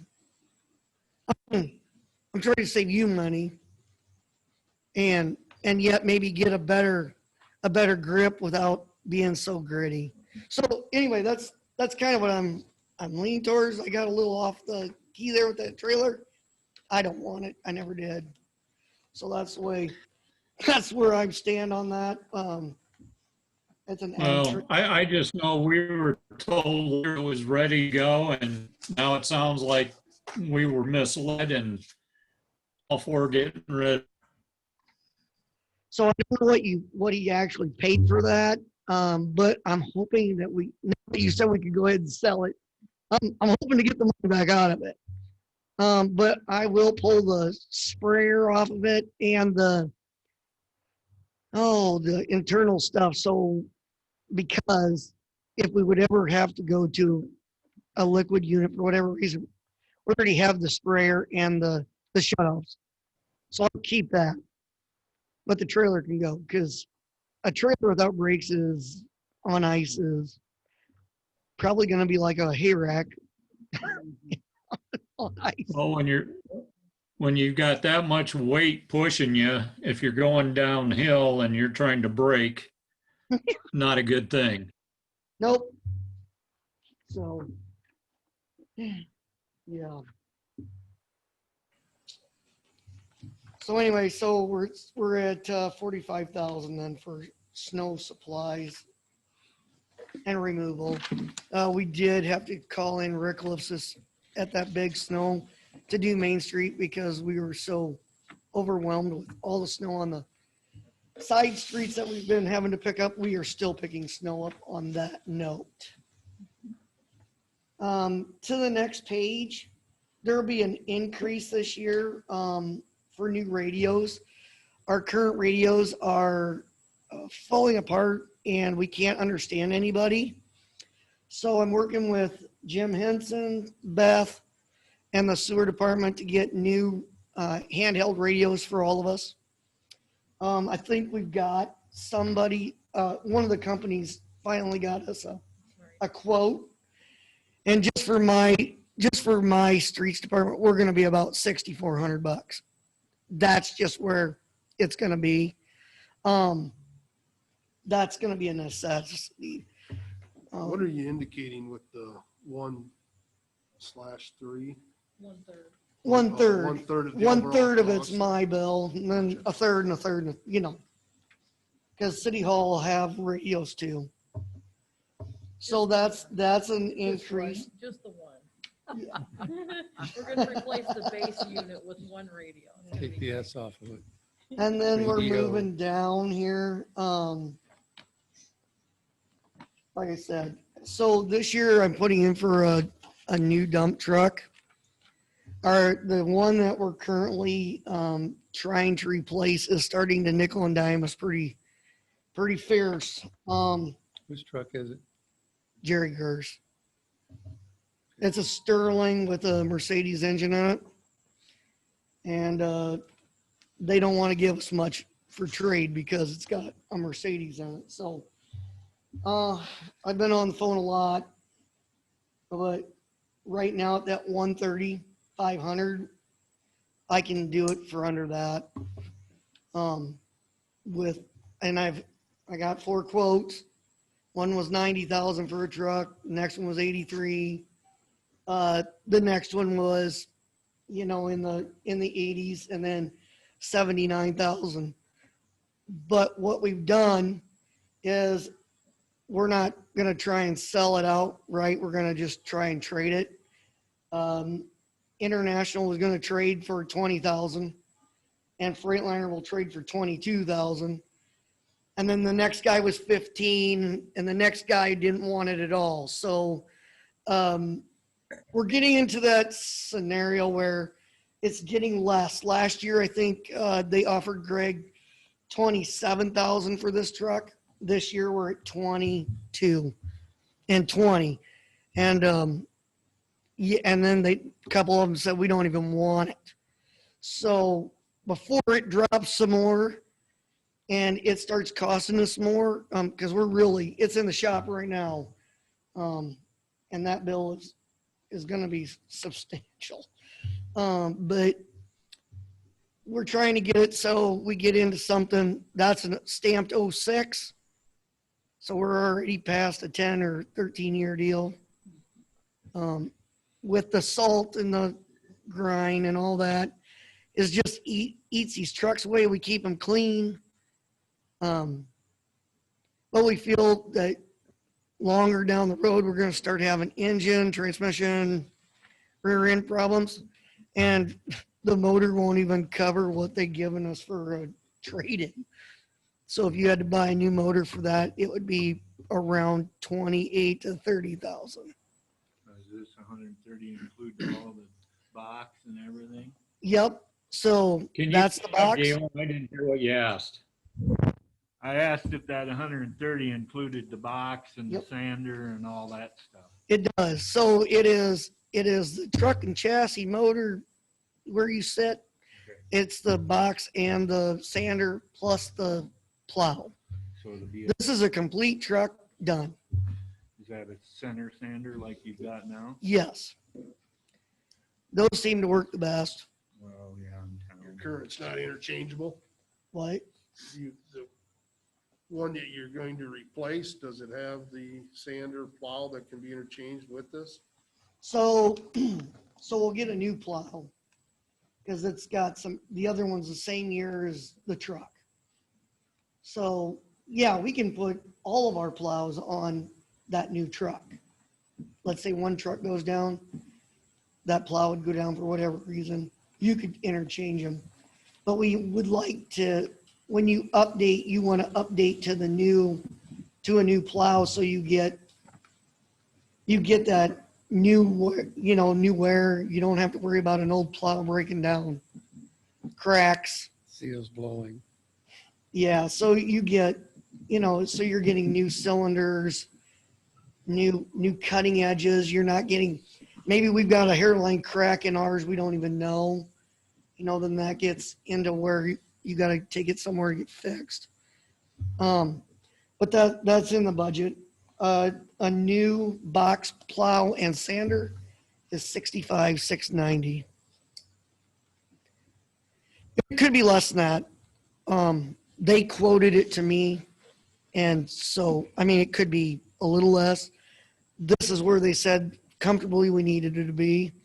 But right now, if we went with the International, which is is a little more truck, and the box added, we're right at 29.5 or close in there. So we'd be under that 130. If we went with the Freightliner, then we're under quite a bit. You didn't use that 62,000 that was budgeted. I have not used the 62,000 and it's still sitting there. So So yeah, so really that's where I'm setting. I'm just looking at age on a truck, you know, because I have an '06 pickup and it's nickel and diming me.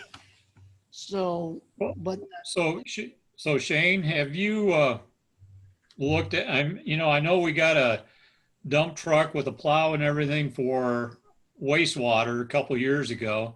Have you looked at talking to Dyersville about maybe one of their used trucks? if I'm going to buy a used truck, I'm going to keep the one I got because that's all fine and dandy. But then you're getting somebody else's truck that might break down. We did a lot of work to Dan's truck this year. I think we did over what, 2,000-3,000 to it, just out of our shop alone. I guess I don't want the headache. You're getting somebody else's truck that's beat and banged the same amount of streets and time as what we've got. So for me to go out and buy a used truck, it doesn't make sense. Now for like the sewer department, that works out great because he's in humidity all the time and is not using it as much as we are. I just can't. I just don't know why you'd want to put money into something that's going to be in the same boat we are now. Just asking the question that you cover all the bases. I just feel that we'd be kicking around another dying horse that somebody else has already beat down the road just as much as we have. So I'm sorry if I didn't quite answer that, but I find too, and I can't buy brand new. We're not big enough for that, but I've also had to spend a lot of money fixing, and then I wondered why I didn't buy the new one.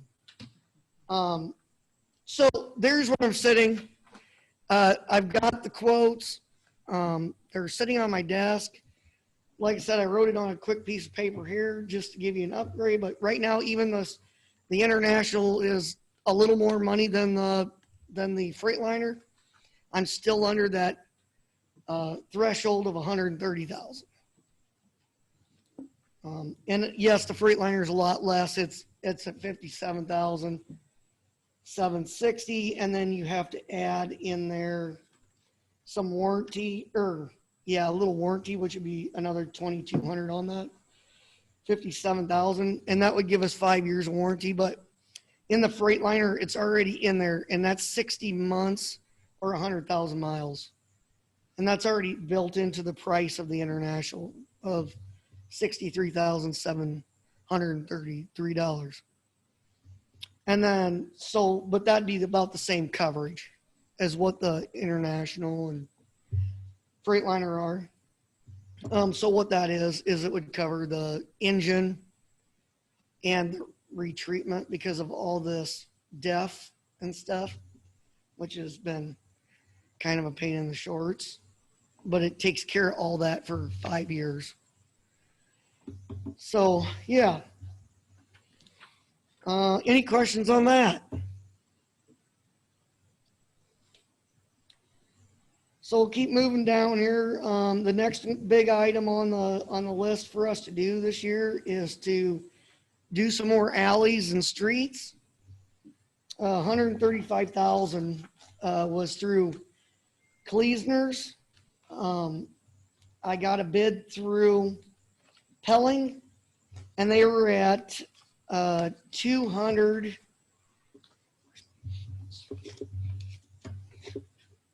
Sorry.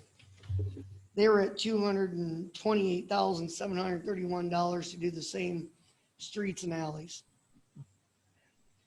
So Kleesner's came in at 135 to do Park Avenue, T&D, the T&D alley behind T&D's, and then we're going to ask for people to help pave their edges. We're also going to be doing Park Court, St. Pat's, as long as we get a couple things handled there, and then some alleys to the north of the St. Pat's area, the Carroll Street. Also, down below that is 245,000. That's just a rough guess for Sycamore, but in your packet, you got the, this fancy green sheet. It's got some green on her. That is what, HR Green showed us what they're gonna do. And I think it's doable. I like it, but I think I think it'll come in a lot less than the 245,000. That's ADA. Everything's ADA compliant. This type, and there's a lot of difference. We don't need airport thick concrete. That's what I feel like we're getting from the other company. They are going to narrow it. And so, yeah, so, and then we talked about that sidewalk someday going down the north side of Sycamore someday. So I had them put an ADA, a little ADA thing going to the east on the north side. So someday we can do a sidewalk from the west or the east side of William Street to Lynn, is it Lynn Court? Or Lynn Street? Someday. North Lynn, yeah, there you go. I feel like those are pretty doable. I know it's a lot. I mean, we're looking at a lot of money. I don't think it's gonna come in that high. Just from people I've kind of talked to, and I mean, they're just giving you a rough guess, you know. And then, you got any questions on that? So you're 135,000 for Park Avenue, T&D Alley, Monuments Alley, Second. Yep, and then there'll be, between First and Second, between Garnerville and Ford. Then there's, between First and Second, all the way from Monuments, behind Monuments there. It goes all the way to Second Street. Okay. They break it up so that way they're, you know, we can pick and choose. There's going to be some alleys that we still have money for that we're going to do before the budget, but I still have that money. So we're moving around. So there's going to be quite a few alleys to the north of St. Pat's that get done. The T&D Alley, is that from Huber to North Ford? What's that? Is that from Huber to Ford? Is that the Yes, alley? yep. Isn't that It's private? not. It is, but it's not. Beth and I have been looking at that. We've been working on it because that's the worst, probably one of the worst alleys in town. And it really is kind of ours. So we're going to get help from the business owners, we hope. How can it kind of be ours? Either it's ours or Well, it's not ours. It is ours down the middle, anyway. Part of it has no known owner. So once you get into a situation with that, you can either have to try and find an owner or become the owner, which is kind of expensive and takes a while. So it's divided into these strange little bits all over the place. And some of them aren't owned by anyone. Some of it's ours. Some of it's some property owners have ownership of it. So we will talk to the property owners that we do know that have ownership and see what their participation will be in the paving. I've already had one contact me and was more than willing to pay what was needed, just because it is used a lot and it is in really terrible shape. It sure is. So, I mean, I guess we can take it off the table, but it's nothing will ever happen with it. Just because there is no known ownership on a good section of it. Well, the only reason I just ask is it's not a good practice to take, since tax dollars and use it on private property. Correct, which is why those property owners will be asked to participate in the paving. Apparently the last time it was done, some of them didn't participate, some of it's new, most of it's not. A lot of it you couldn't get a participant for because it's like last known owner, and it's been years since they've had a known owner for it. So some of the property nobody owns. Right. Can we It'll list the last known owner, but that person's gone.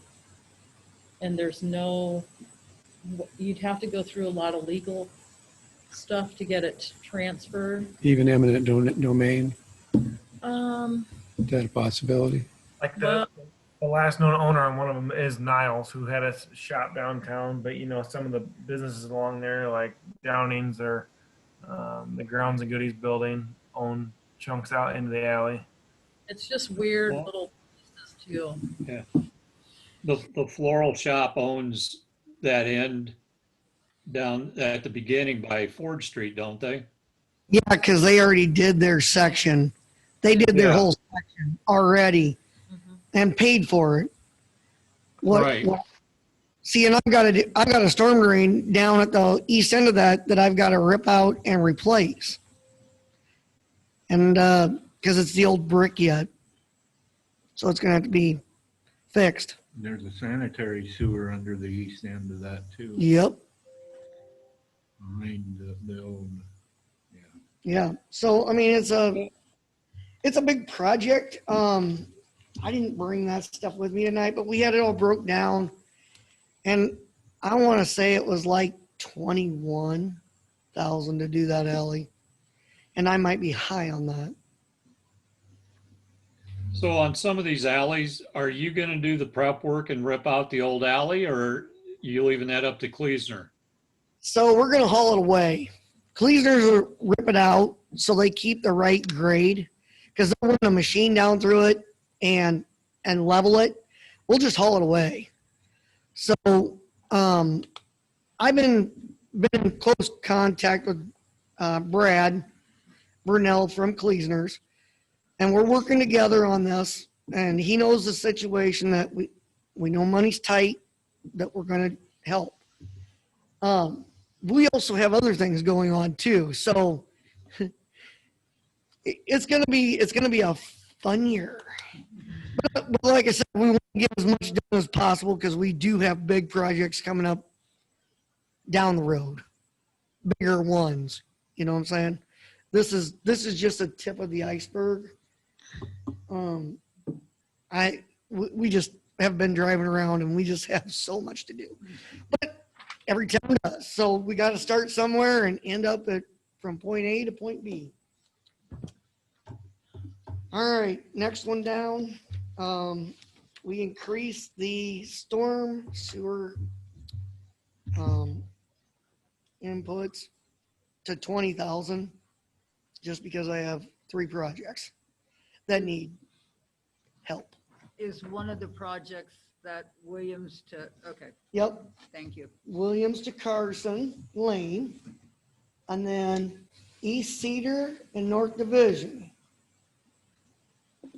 So the East Cedar at the very end, and then North Division, yeah, that's gonna be a complete street rip out. And there'll be 3 new manholes on that one. I have a manhole to do behind T&Ds also. That has to be gone through, and I'm hoping that 20,000 is enough, but we're gonna start with that. And then that's the long and the short of me. Oh, is that it for the streets? You guys got any more questions on the streets? Well, I guess, this is the time, or after we've gone through our budget. We have a Old Dubuque Road 151 project out on the horizon, I guess. If the plans to continue with that, we would certainly need to be setting aside or beginning to budget money for its planning phases, or, something is that conversation to be had this time or after we go through the rest of this budget? Either one. I mean, Shane still has the cemetery. Yep. Part of his and also street lighting. Let's get that out of the way. So then we can, Beth, just a reminder that when you turn your head, we can't hear you. Okay, we do still have street lighting and traffic signals and the cemetery yet for Shane to talk about. Are you doing the street Let's go lighting? through and then come back to it. Sure. yeah, let's get that out of the way. All right, so the cemetery, there's not really much on that except for you guys asked at the last meeting about getting a couple areas redone. And Kleesner's came in to finish the 3 areas that need to be finished was $14,782.25. We can pick and choose them. They do have a diagram around the cemetery. I would say areas 2 and 3 are the worst. And area 2 would be $4,870.25, and area 3 would be $5,355. Area 1 could probably wait. We don't spend a lot of time there, but we had Brad there, so he could measure it just as fast. So that's what I have on that.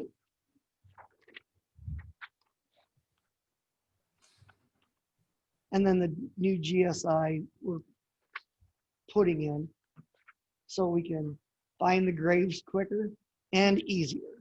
And it'll be searchable. So, Yeah. And it'll also have things like pictures of the gravestones and all of that kind of stuff. It integrates with our current GIS system. So I did put the interactive zoning map on the website, and it'll be similar to that. Because it's tough going out there finding stuff.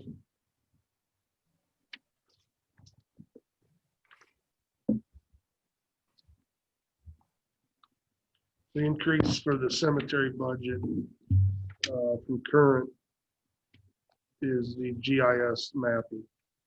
And if you want to do some street work out there, I don't have the street work on there. We got that after.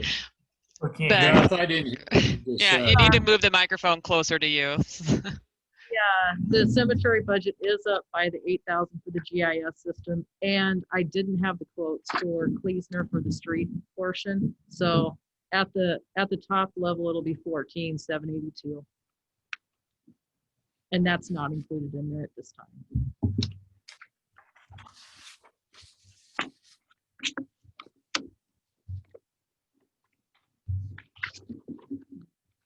Do we ever historically have streetlights on as far as installation or replacement?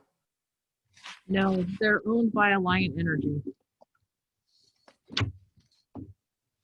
We just pay the electric. Every streetlight in town is owned by Light Energy. I don't know about our downtown lights though, the decorative lights. I think I'd have I'm to not check sure on that those. either. So when, I'm, when like a light, when a part or a bulb goes bad, Alliant changes them. Yes, except for the ones that are downtown Main Street, right. the globed ones are ours, and we fix those. So if you have a street light out, Alliant has a form online where you can fill it out and tell them that it's blinking out, stays on all the time.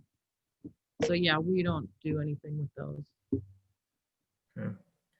The $5,000 increase, is that with the that new subdivision and those lights?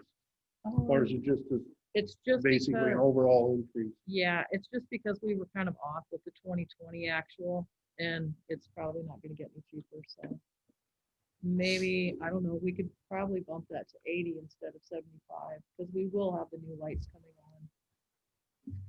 Now it was talked about last year, and I still get a lot of flack by it. I'm probably way too convenient for this, but there's 2 streets that pay a hefty amount of property taxes that still don't have a single street light on them. That would be Council Street and Meadow Ridge Court. There's not a single street light out there. I agree. I take that back. There is a newly added one on the corner of Council and Brecker Ridge, but as far as Meadow Ridge Court in and up Council, it's pretty dark unless the people leave their garage lights on. So I don't know if that could be penciled in there for even a couple street lights. So you walk out there at dark, it's pretty dark. I thought we put in for streetlights last year for out there. None got put on either of those 2 streets. One on the corner of Brecker Ridge and Council was picked up by when they were doing the new street development, but that's basically on the corner of that new street. There's nothing on the existing. We did talk about it last year, but nothing ever happened.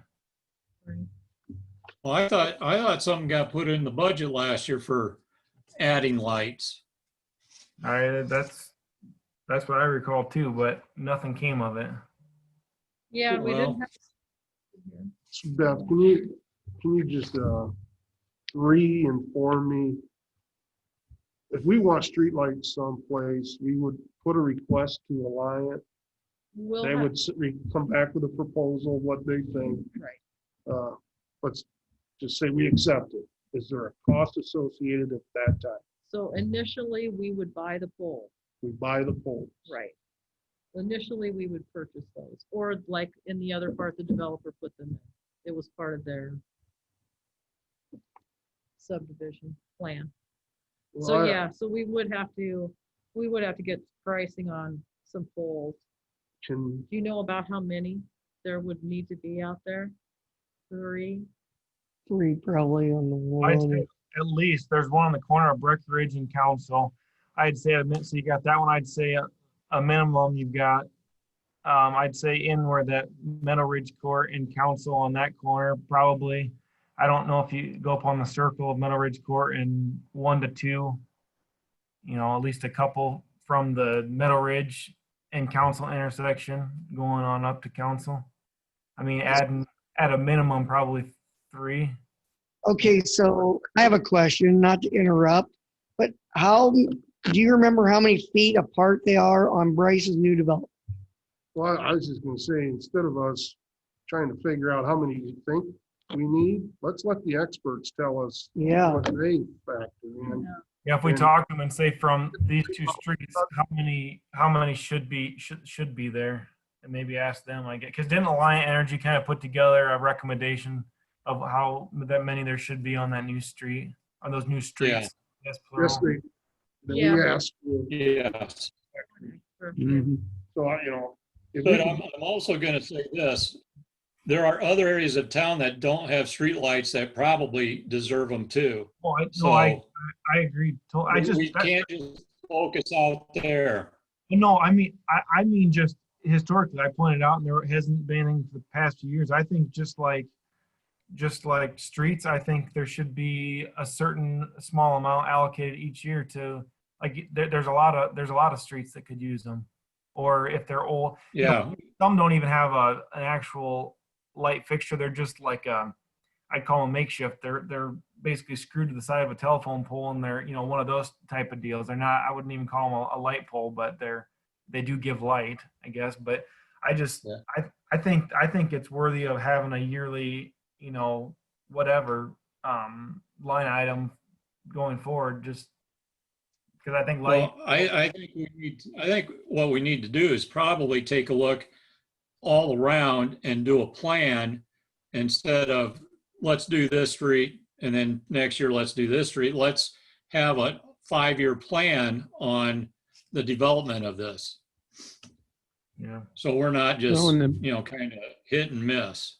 I know. Just take it the same approach as the street. Like when we're gonna do some blacktopping on these 5 areas this year, and then I'm sure Shane's got a listing of what he plans to do next year, the next couple 3 years. I'm guessing he's got streets on his radar and he's prioritizing. I think do the same kind of thing with the lighting.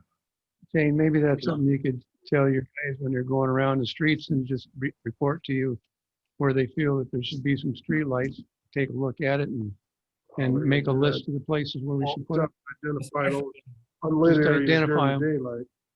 Well, and when you're going, when you go out plowing in the early in the morning when it's still dark, I mean, I know you're probably focusing on plowing, but that'd be a good time to notice, how light or dark it is too. Maybe have the guys make a mental note of, where it seems to be particularly dark.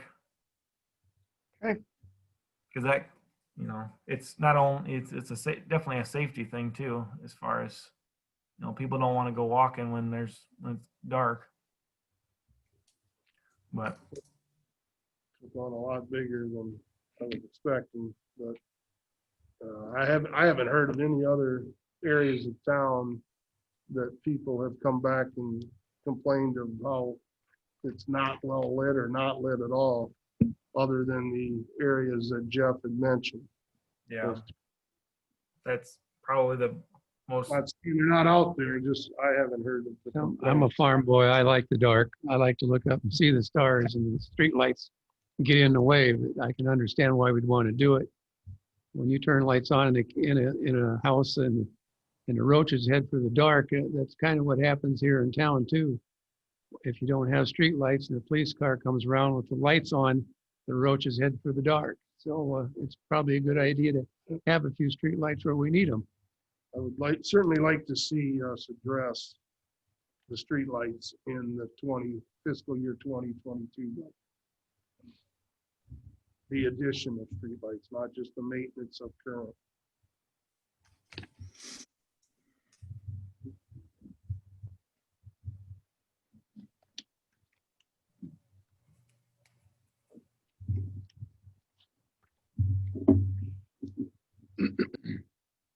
Any more questions?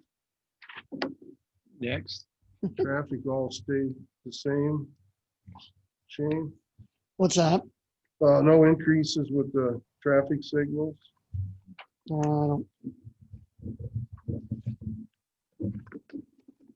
Doesn't appear to. Who does the maintenance, or who's responsible for, like, say the traffic lights out there by Tyson's? Is that DOT or is that us? That's us.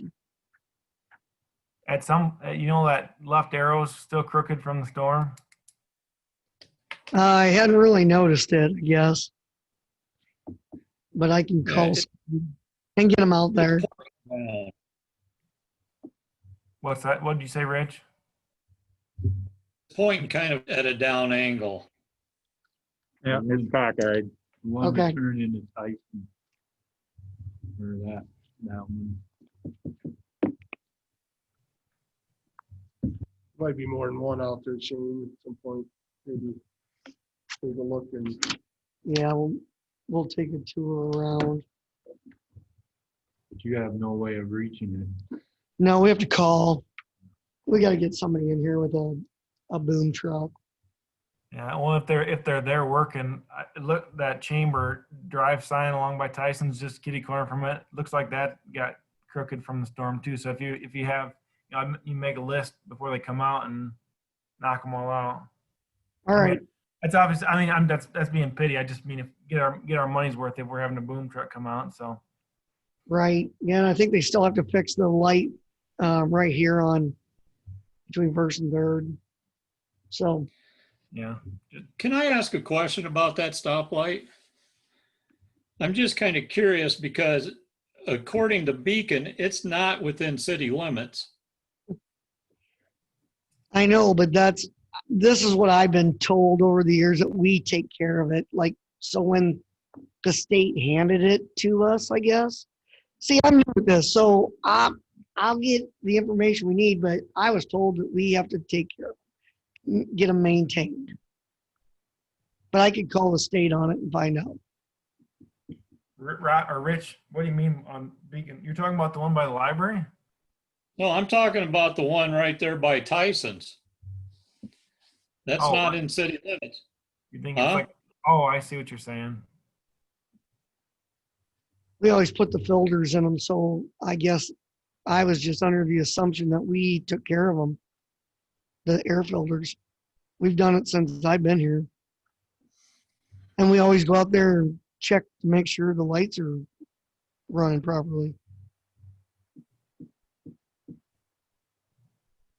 So that's a call I can make to the state.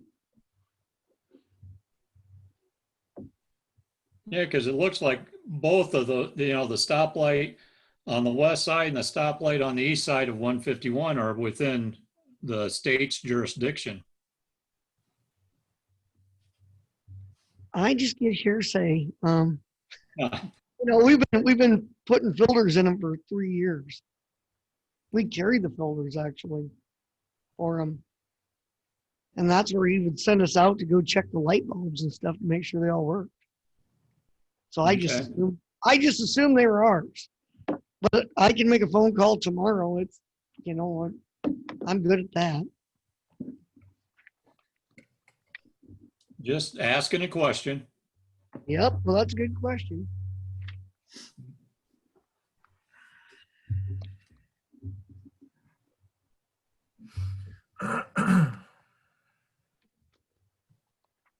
Landfill, no way, obviously no way around those increases. No, I kind of based the numbers for the landfill off of our historical, 2020, 2019. What is the 6,000 for yard waste? That's since we've discontinued the lease at the quarry. Oh, sure. That's our chip, yeah. That's right. The our spring or fall amnesty day that we've had in the past. Is there one of those in the budget again? I refer to it as amnesty day. Garbage day?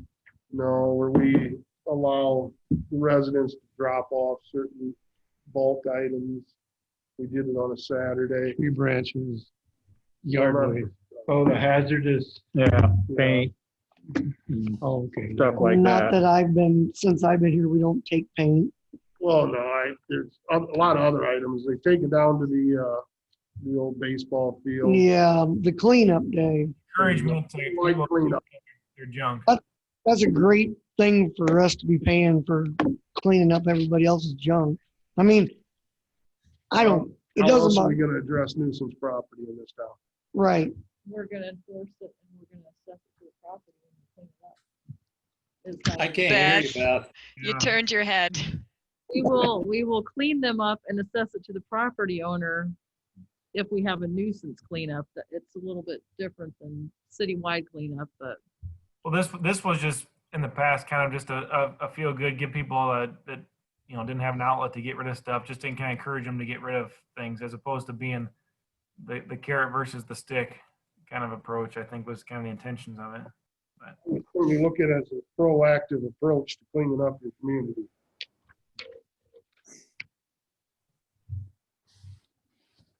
You know how much that cost before? I never got, I mean, I was there, but I never found out how much. they had a couple roll-off dumpsters down there, and I think they had prisoners or maybe one city person for on like a Saturday morning or something. And then when they were full, it was done. So So the last time we did it, I'm pretty sure we filled 6 dumpsters full of just couches and stuff. And there was 2 dumpsters of steel. And then there was a few tires in a dump truck that we did.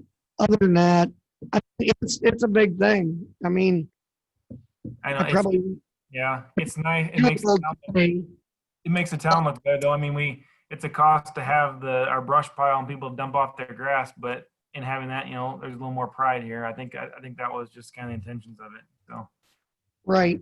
We didn't have the yard. If we didn't have the yard dump waste, people would have piles of leaves up behind their houses and everything. You just give them an outlet to. That's my take on it, I guess.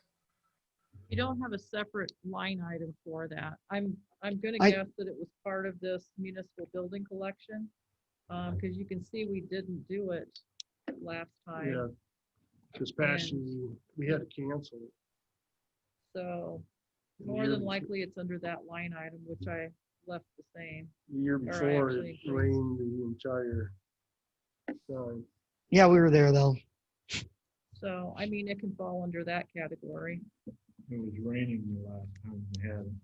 Mm-hmm. Just inquiring if it was a budgeted item. I'm guessing it's in there because we didn't do it last year, and And like we are down. Beth and I left it, you know.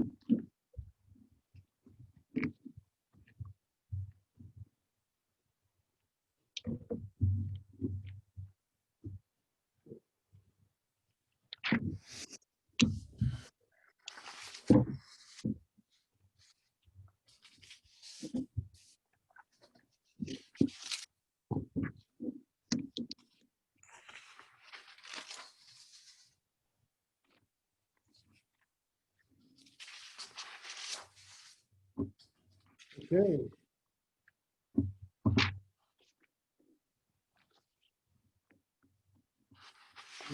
Anything else before we venture back to a street project?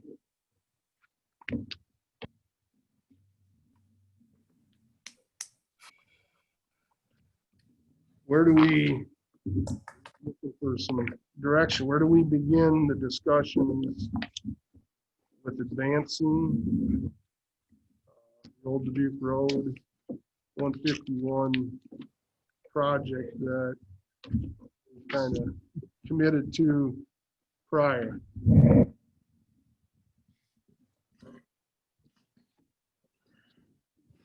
Probably should have some information on finances for one, where the city stands as far as what it can do and what it can't do. And I would like to hear some opinions on what parts of the project or all of the project, what some of your thoughts are on that. I mean, there's a lot of information here that we need to pile up in the middle of this room and sort it back out, in my opinion. We do need the street. That's one of the things that I think we should put in. I'm just going to start this and everybody can take off from here. Another thing that was a concern was kids getting from the east side of the highway to the west side of the highway to the schools when they walk. And I've got a suggestion there. One of the reasons I bring this up is because I think it's real important. Here about 2 weeks ago, 3 weeks ago, we had that bad storm. I saw a little girl, probably 10 years old, in a pink coat and pink boots and pink pants, and I remember what she looked like, and she walked past our place down the cul-de-sac, and we're in the office having an impromptu meeting, and she didn't come back, and she didn't come back, and my son went out and looked, and she said, well, he said, she's not back there. He says, I don't see any tracks. So long story short, I said, no, that's impossible. So I walked back there. We had driven some stuff back there with one of our trucks, and what she'd done is she walked around my back a lot between our building and the highway in those tracks, and then her feet all of a sudden, there they were walking towards the fence. And we've got a state fence there. It's about, I don't know, 6 feet tall. She scaled that fence. And on the other side of the fence, I saw her tracks, and she went down the ditch, up over and walked across the highway. And I'm guessing she's going to middle school. She was probably 10 years old. We can't have that. And so it's real important we have something like that. We've been talking about an overpass or an underpass. I think, this is my own opinion, I think we should be doing it in stages, but we need to take care of that. We can build off of right by my shop there on Chamber Court. It's a cul-de-sac. There's no traffic. Kids can come down through those sidewalks, walk down there, and we could build an overpass for pedestrians, or they could take a golf cart up over there or walk. It's directly to the school. If Strawberry we, Hill huh? to Strawberry Hill. To Strawberry Hill. It's right, right out there on the other side of the highway, there's Strawberry Hill, right behind my shop. If we put that overpass in, that's up there far enough that these kids are gonna be walking a mile out of the way just to get to school. Well, they won't. It's just not reasonable. I can see them doing that yet, climbing the fence. I don't want to see that. And so if we had something like that there, it would be a direct path. Parents wouldn't have to worry about their kids getting to school. If they have to go to work, instead of trying to drive them around, they could go to work and the kids could walk there and know that they're safe. Right now, that's not safe. That bothered me, and it still does. So I think that's something we should be looking at. I think this is my opinion. We're going to be developing this. It's going to be a development. So let's develop it, but we put the street in. That's the most important thing right now. The overpass, we may not need that in 5 years. I don't know. I don't see the need in spending the money. The roundabout, I don't see the need to spend the money, and the street to nowhere. Until they're ready to develop it, there's no reason to put a street going west. This is my opinion. We've solved the one problem that we started out with when we had to close that highway, is we needed through traffic. And Kay made a good point here one time the other day at the city hall when I was down there. There's only one way out of that high school right now.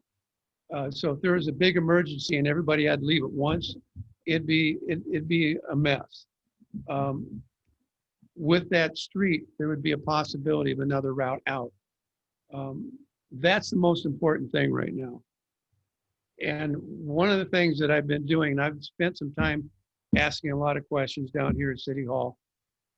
I don't have all the answers yet, but cost is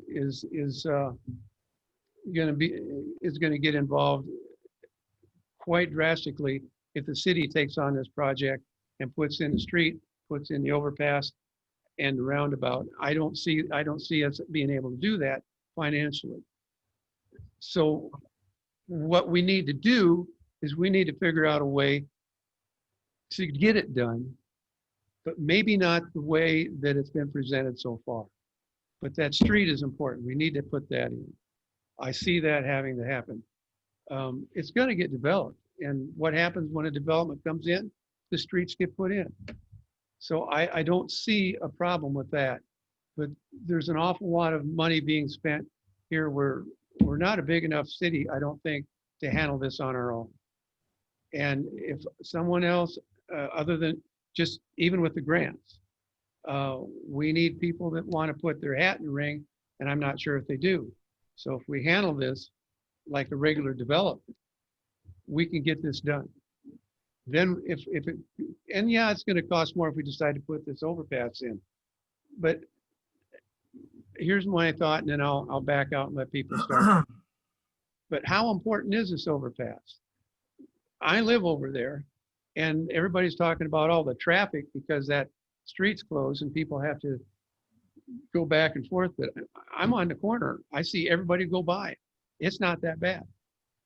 Until we develop farther east, and I don't see us doing that for a while because I don't think that farmer wants to sell his property. We're done over there. Well, we're at a turning point though, Al. What's that? Anamosa cannot grow anymore to the east. We can't grow to the south. We can't grow to the west. It's you got to think. I know it's a lot of money, but we're at a turning point. We're setting ourselves up for growth for the next 30 years. If that's the direction we can grow. We impressed two large manufacturing businesses that commercial park's been going on 15 years with no growth. This concept came out, our plans for the future, and we've got two incredibly good businesses out there. And I think the domino effect will come. I think, that overpass, not only for the traffic, but for the kids, I think that's going to be a draw for being able to get to the middle school, not only for traffic, but also biking, walking, that aspect. I think you just got to think big picture and growth. Do we want Anamosa to grow, or do we want to stay stagnant? Because if we don't do this, we're going to stay stagnant. That's why I say we need the street, because that's where the development's going to be. The overpass has nothing to do with that development. Right. It has nothing to do with it. It's just a lot of money spent that I don't think we need to spend. I don't see that many cars going back and forth over that overpass is going to make a difference. I live over there, and well, you live over there too. I see the people going by my place. It's not busy. There, we have a finite number of people over there now. But it's going We to need to connect develop- both we need to sides of the town. develop West side of the highway. It's going to connect everything together within the city, the west, the east together. I see the state putting overpassing up on the hill in probably 15, 20 years. And then that overpass we put in is going to be money spent that's redundant. That's my opinion. Okay, I've said my part. Now I'll let you guys figure this out, but I think we need some figures before we start saying, let's spend the money. Does anybody know how much this is going to cost? We've had it a time or two from the engineering firm, what it's going to cost. Did you have multiple engineering firms that gave you bids for costs? Or I thought that the city recommended getting more than one bid for everything that we did. If we want to pay for 2 engineers. Well, what I'm thinking, here's something that might help out on that. You get an engineer to draw the plans. We can piece it out if we decide to. But if we pay to have the plans done, it's paid for. It belongs to us. We can get anybody we want to do it. We can get bids after that if we don't like what they're saying. So we can get the plan. What I'm saying is, let's not jump the gun and say, let's spend 10, 15 million dollars. We can't, because we got a cap. We got a cap. We can't get up that high. But what I'm saying is, let's not say let's spend the money. Let's get plans first so we can see what we're going to do, how it's going to be done, and what the costs are. We have plans. Then we can piece it out or do the whole thing. Or before you know it, it's another 13 years down the road. Nothing's been done like what was done back in 08, 09. Well, that would be up to us to cause that to happen. If we want to kick the can down the road, we can. I just said that looks like the direction we're heading here. We need to get the plans first. We have a plan. We have a plan. We have costs.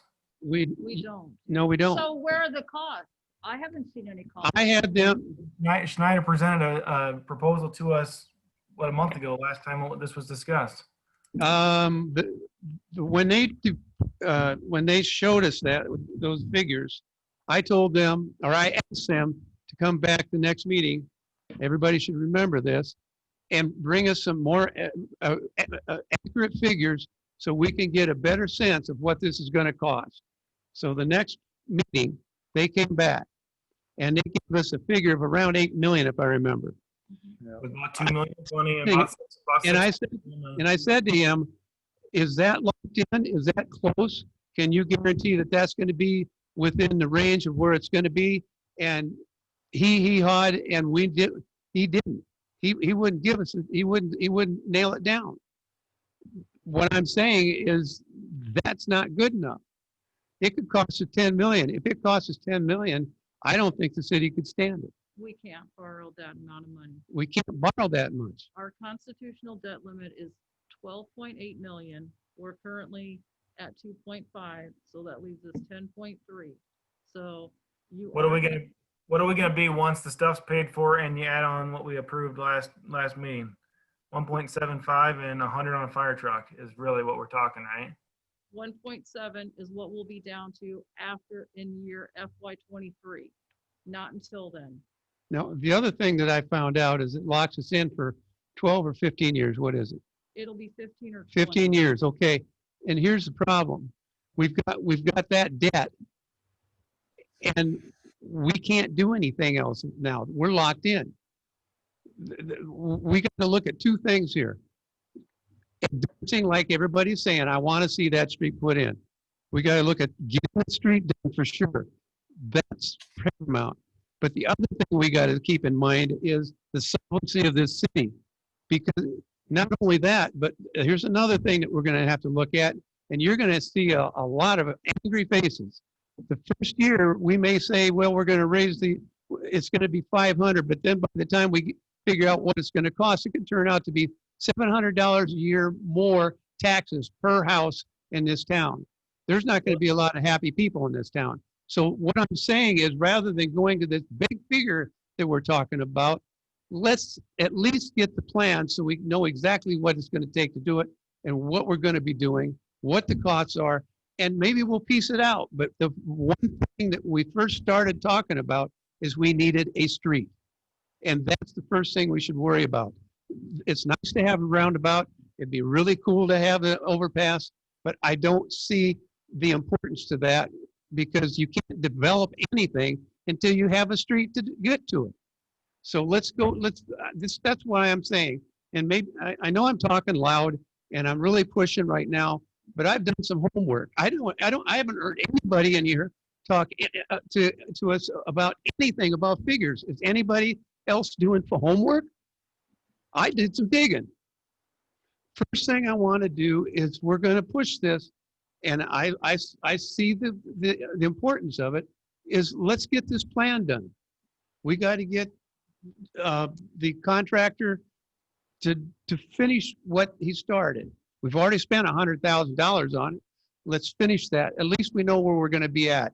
But at that point, we can decide whether we're going to do the whole thing or we're going to piece it out. The street Al, if I could, so I'm trying to think big picture here. So we got 2 development agreements. We were competing against probably a handful of other towns that they would have gladly gone to. You know why we got Blue Track? You know why we got Scale Tech to build here? Because of that intersection project. So all of a sudden we closed down that intersection. I'm talking right now. Thank you. Okay. They closed that intersection down, and we finally got all the negativity from about a year ago with people being pissed about that, people being upset about other things. And I think that's kind of dissipated. You know, they got over it being closed. So now all of a sudden, you know, we're going to go, city goes back on their word. You know, I can hear it already. And, you know, we got the development agreements with the businesses. You know, they might have second thoughts. They might say, hey, Anamosa, they conned me into this. You know, I don't know. Okay. I think there's a lot of potential out at that commercial park, and it's gonna, you know, it can go the good way or it can go the bad way. You know, we can just sit out there for another 15 years with no development, or we can get it filled up and we can be towards a Monticello that's got something going on for manufacturing and commercial activity. I'm not talking about the city pushing this, kicking the can down the road for 15 years. I'm talking about us using our heads and figuring out whether we can do the whole project or only part of it. Well, then let's get going.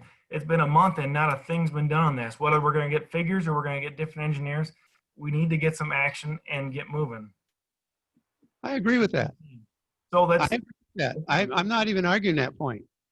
I do agree with that. This needs to be on the agenda at least once a month if this is going to get done. Well, and they said they were going to come back once a month to keep us updated, and they haven't done it. They're not doing it anymore because they're not getting paid. Would you work for free? Well, let's back that up for a second because they are not working for free. They have decided to take this project on. We did pay them. I mean, we still have $20,000 we're still paying them out of the $100,000. There is still things they should be fulfilling as part of that agreement. Has any communication or contact happened with the engineering firm since last time they talked? Every day, yes, because we have several other projects with them. So, yes, we have had that discussion. Okay. Jeff, I'm not. Were they not supposed to be applying for another grant or something? Because I thought we approved them to do that, and they haven't come back with anything. Right. So my question is we're going to keep this moving, but you still need to make a decision on where the money is going to come from to keep it moving and what the plan is to keep it moving. That's the city's plan, not the engineer's plan. We need to know, we need to have annexation agreements in place with the golf course and Rick lifts and whatever other property owners are going to benefit from this project. We need to have legal fees figured in here. We can't just constantly be putting this big of a project out with no plan and no budgeting. No, that's why I get back to it. It's just, we got to keep it on the agenda and talking about it. But it needs to be in the budget to be a project. you still have to have a plan, not just talk about it at every other meeting. You still have to have a plan for paying Well, for there's that. probably, yeah, rest of the way. there's obviously going to be a financing component because, I mean, for the $250,000 portion for the facade, we borrowed for that. I mean, you know, there's going to be a borrowing aspect to this. So This this project is going to have to go by steps. You can't jump one step to do the next one. And the first step we got to do is finish working on the plan and get them to finish what they need to so we have all this in front of us. Then we have to start making decisions as to how much we can afford or if we can afford and what we can afford and what we can do and what we can't do. I'm not saying we can't do the whole thing. I'm just saying that it may be that we may decide that we need to, the first thing we got to do, we do have to have a street. That's the most important thing right there. We closed one, we need another street. I think we need a street and I think we need an overpass at a minimum. I don't think we need the overpass. That's I your really opinion. don't. That's your opinion. I know, and I know, and I'm not trying to be argumentative with you. I'm just saying that I want everybody here to be open-minded. We've been this way since we've been here, since we've been a group, and this is probably the best council that I've seen in Anamosa since I moved here in 1997. So all I'm asking everybody to do right now is take the steps that we're supposed to and look at this with open minds. Because just because we like the plan that was given to us, and it's a good one, I'm not saying it's not. We got to make sure that we can do it first. We got to make sure that if we can, then we got to figure out how we're going to do it. But if we can't, then we got to figure out how we're going to get the road in. I think we can do the road. I really do. I think realistically we can get the road in. And I don't think it would be the city's responsibility. That property there is going to be an addition. It's going to be a Housing development. Housing development. yeah, a housing development. What happens to every development in this city? Are you talking about the frontage road from Old Dubuque Road to Parham Drive? Yep. Is that what you're talking The city isn't responsible for that. We don't put the street in. It's a city, it'll be a city street. It will be a city street when it's done, but it's not our responsibility. When this new addition over there where I live on the corner, I bought the very first house there. I know who put the streets in there. And you know why the streets broke up? Because I'm not even gonna tell you who it was, but it wasn't the city that built those streets. But you have the main artery is put in by the city. The subdivisions that spear off that are developers. But like Chamber Drive, I'm sure that was a city street going way back when. Then these subdivisions off of that. But you know, nope. Every street in this town was not a development agreement. I would. It was here to say. I built my shop on Chamber Court, and that wasn't put in by the city. Because it's off of the main. I was the second. Was an artery. I was the second building there. My house was the third building. I watched this whole development get put up. But Chamber Drive was the main thoroughfare, and that had to be there before. That has to be there before you can veer off into these subdivisions. Dubuque Road is the same way. Dubuque Road goes to where the new street going up the hill is going to go, and that's in the development. So and I will say, you basically want to do nothing and say put it all on the developer at this point. That's your opinion. It's the developer's responsibility to do that. Well, this is 180 from the discussion we've had in the last year.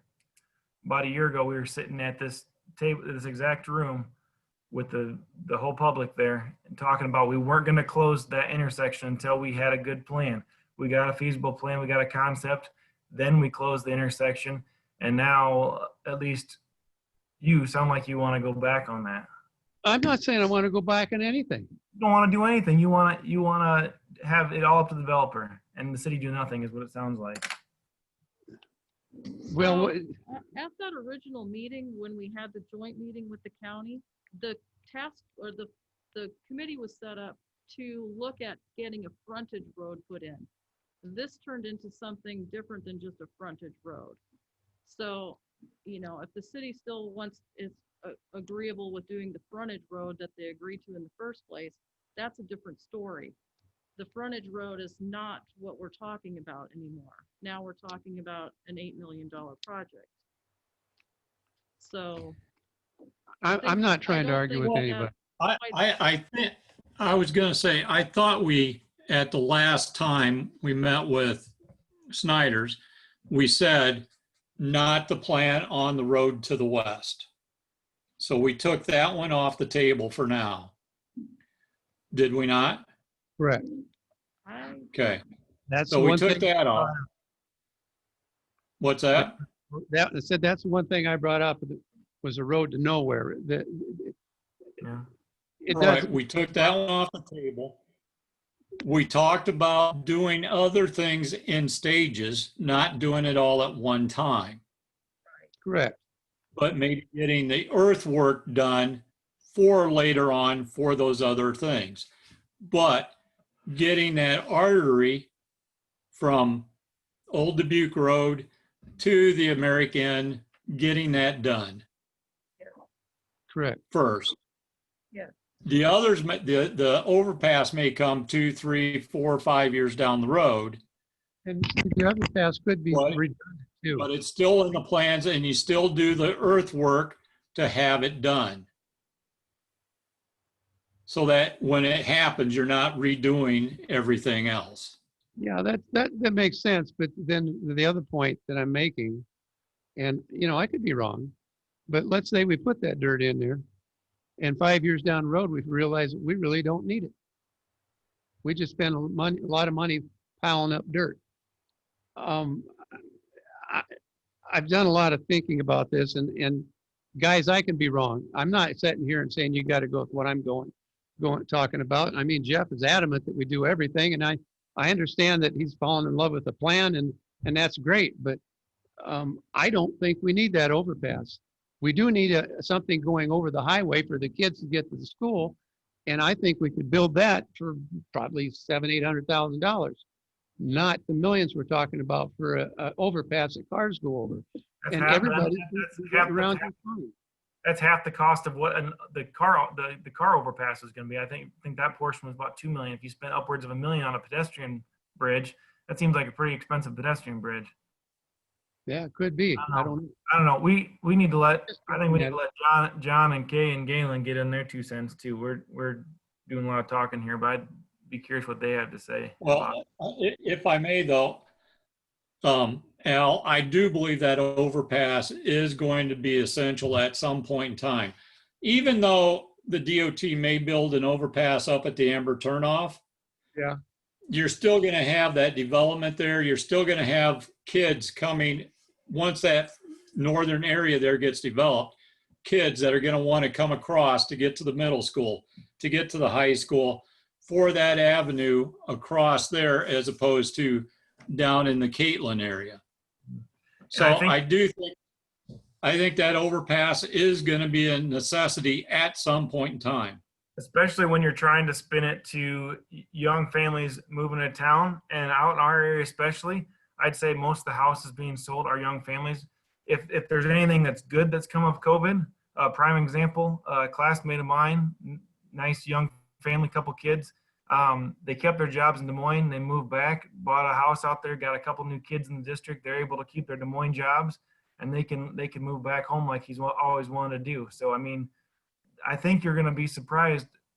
I think through COVID, employers found out that more workers can work from home than they imagined. And that's going to be, they're looking here. They want a safe, quick route to the schools. And especially if, that's the only direction the town can move. We've run out of real estate everywhere else. So you got to think long-term, big picture here. We got 12 million roughly debt limit. What percent can we go up to though? That's what you can go up to. You can go to that? That's the limit. Okay, and then we got, 3 million for the well? So the well and the wastewater projects, I've had to go a different route for financing because we would not have even close to the amount of money we need to do anything remotely close to this project. Okay. So no, those are not counted against this. that is another $5 million. But we still have to pay for it. We still have to pay for it, but it's paid for as a revenue bond instead. Not We general will- obligation. We'd only supplement it with general fund money if for some reason the revenue stream could not pay it. But So like, they, on those, they're, sorry, John's- go, the acoustics is hard. I don't mean to be interrupting you, but it's happening. I apologize. Go ahead, John. well, I'm gonna, like you said, or Rich said, whoever, like Snyder was gonna get back, or whoever, about grants, and then give us some more exact figures so we could kind of go with it. I agree with Al something. I always agree with Jeff that that needs to be done at some time, but we need more from our engineering firm to give us an idea where we stand on how much a year, every year, and what it's going to be. And I know Bryce spoke in favor of it, which is good. But I mean, the longer you wait, it's going to cost more. But if we can't afford it, I mean, I know these two companies, that was kind of one reason they came here. But I mean, and we sure don't want to get reputation of backing out on stuff. Well, But construction is can we never afford gonna- We're not backing out. I'm just, No, I but- don't think we are. I think we just, like I said, I want everybody here to be open-minded. We have to be realistic, number one. And number two, we need that street. That's the first thing I want to focus on, but I understand, Jeff, why you want the overpass. It'd be convenient for me too. I'm not saying that. But John brought that up too, and I've been trying to say this. We don't even know if we can afford it yet. We need to go farther than just talking about it. I don't believe the overpass is about convenience. I do believe that overpass is about connectivity from the east side to the west side, which now allows you to develop that area to the north. Whether it be residential, future commercial, combination of both. The council, if I'm mistaken, had this project in front of them, and they committed to it. That commitment that the council made to the project spurred the commitment by two businesses to come to town. Possibly a third. That one I can't get full confirmation on. Third one being the old Bennett building. But to walk this back now would be a lasting negative effect on the city. I seriously don't think we're walking it back by talking about it. And don't- I seriously don't think we're walking it back by looking at possibilities that we may only be able to put in the street. So Now, if I can, or if I may, Mhm. I put this out in front of us tonight so we could start the budget planning for this. But how do you start a budget planning when you don't know the cost other than the final cost? And we think that we can't finance that much without putting the city finances in jeopardy. Can we not have a breakdown of what it would cost to put so much of the road in? Then another breakdown of what it would cost to put the roundabout in? What it might cost to put the overpass in? Can we and not whose have a breakdown of responsibility is to do stages? it? Okay, I think you're raising very good questions. If Snyder has stepped back because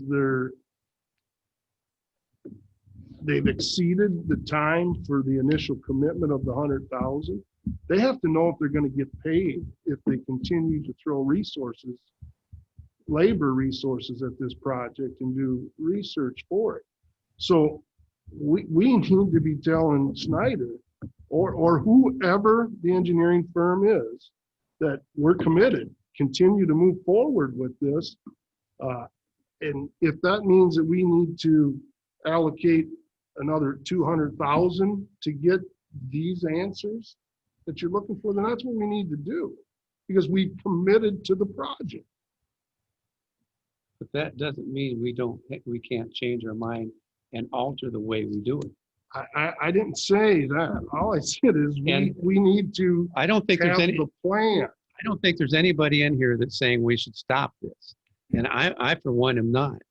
The point is, all I'm asking everybody to do is back up and punt at the 45. We're not going to get a touchdown the first time we run. We need to know what the plan first. And If I may, yes, go ahead. if I may, because we're going in circles tonight, we need to have probably a work session with Snyder present to ask these questions of them. Because we're not going to come up with any figures tonight. We're not going to come up with any decisions, but we need to be able to talk to Snyder, ask them the questions, ask them, what's it going to cost for this road? What's it going to cost to do the overpass? What's it going to cost to do X, Y, Z? How much money you've got? They need to be in front of us. I agree. I agree.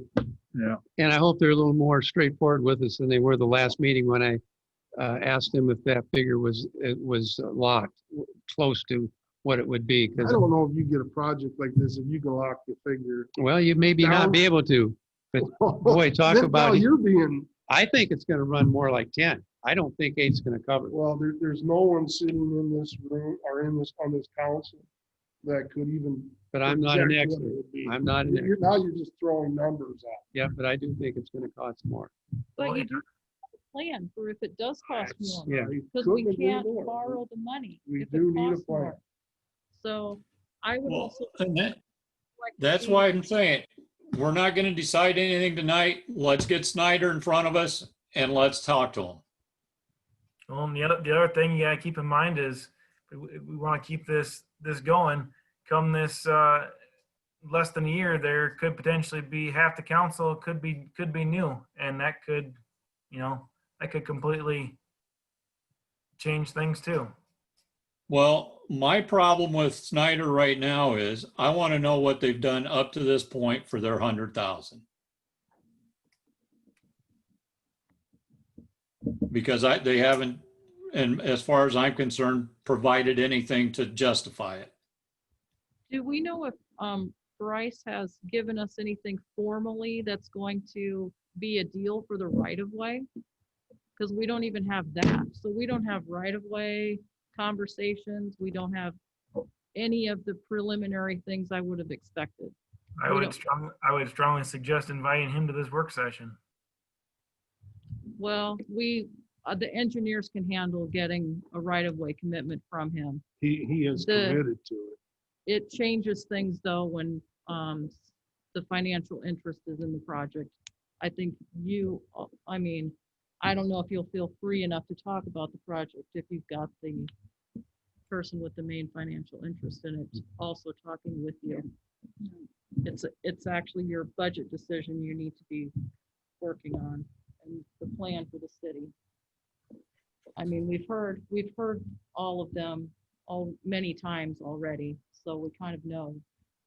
But we haven't heard that he is donating the right of way or he is selling it to the city for X amount of dollars. We haven't heard any of that.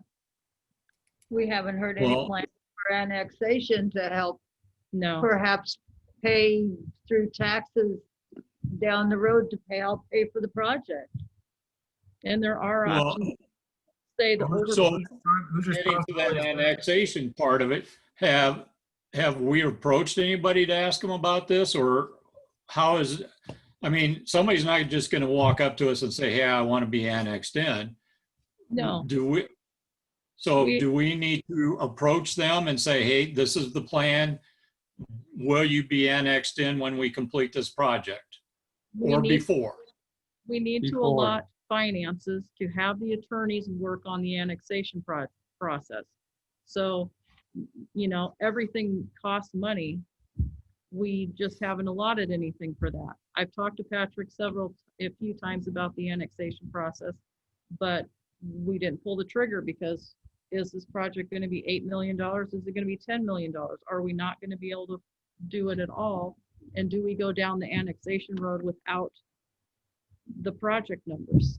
So it's all just a circle, and we just need to decide on if we're going to allot, $20,000 to do legal services for this, there's just nothing in there right now, nothing at all.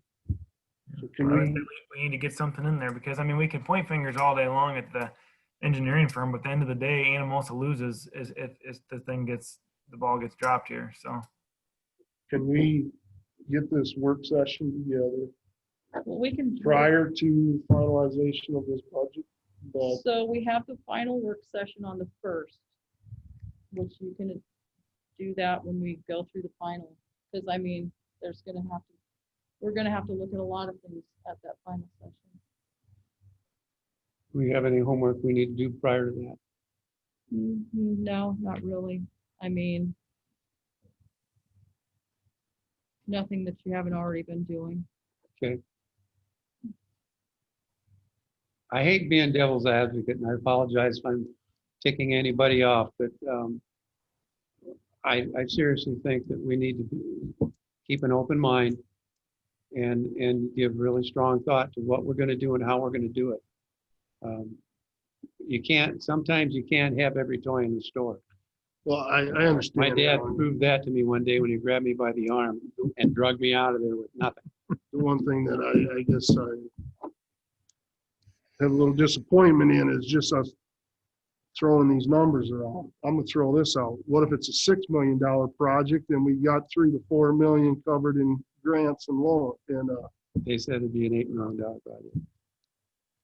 you're saying it could be a 10. So I'm gonna go the other way and say 6. All I'm doing is just throwing a figure out there In other because words, we don't know. don't. We don't.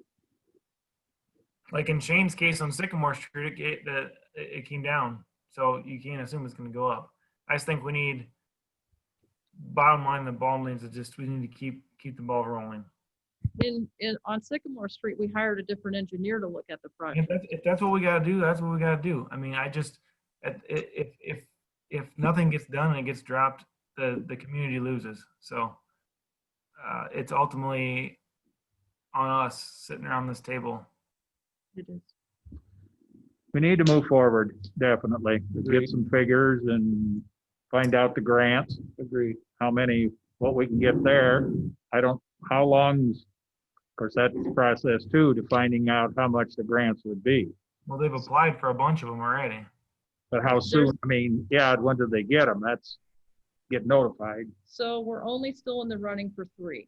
The one we already had allotted to us from the COG. The other 2, I thought we were supposed to know about within the next month or so, but I can't guarantee that. One of them is only going to apply to the actual closing of Dubuque Road. It's a safety grant, so it would only apply to those construction costs for the closure of the road, not for the new part. But I mean, that's still a expense, so. But is this realistic? I mean, we're talking about having the wrap up budget meeting on the 1st. We're at the 20th now, and they have a work session and with the engineers. Is that realistic? Are we going to have to push back the final budget review? I don't know the time frame for how that all goes, but Cannot do that. We are on a very tight schedule with the 2 public hearings we have to have, so we do not have that kind of debate time. We can't push it back. I'll file the budget 3 days or 4 days before it's due at the schedule we've got right now. okay. So what happens between now and February 1st?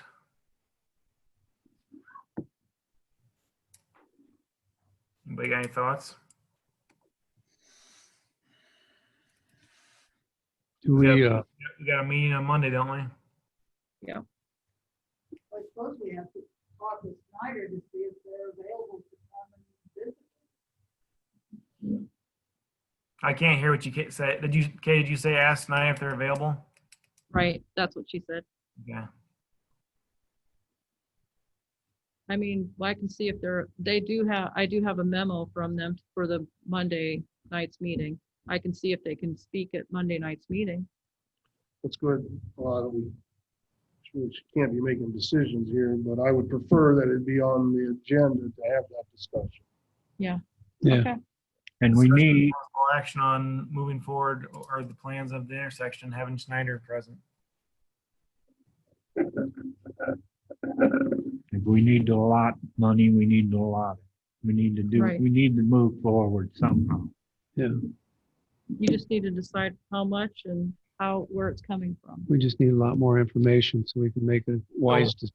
So money wise, we're just allocating I'm guessing the engineering services, obviously the infrastructure, it'd be like the police station, fire station where when it's figured out what it's going to cost, it'd be a bond or a loan. We're talking about setting aside money for the services up front, right? Well, those are two projects I haven't seen any dollar amounts on, Which do? fire and police.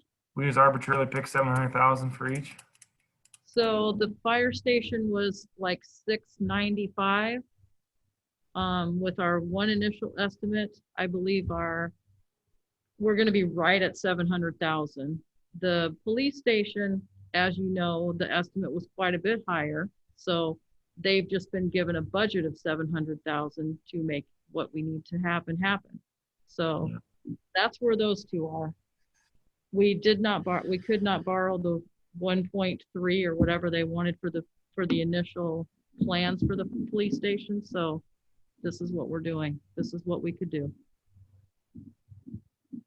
As with every project, you have to work around what you can afford to do. We got lucky and we got a $300,000 building donated to us in the meantime to work with.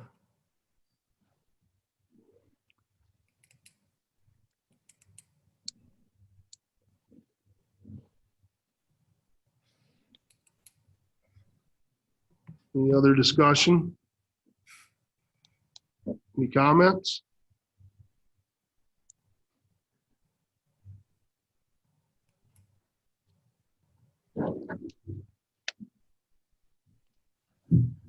It seems just flying along.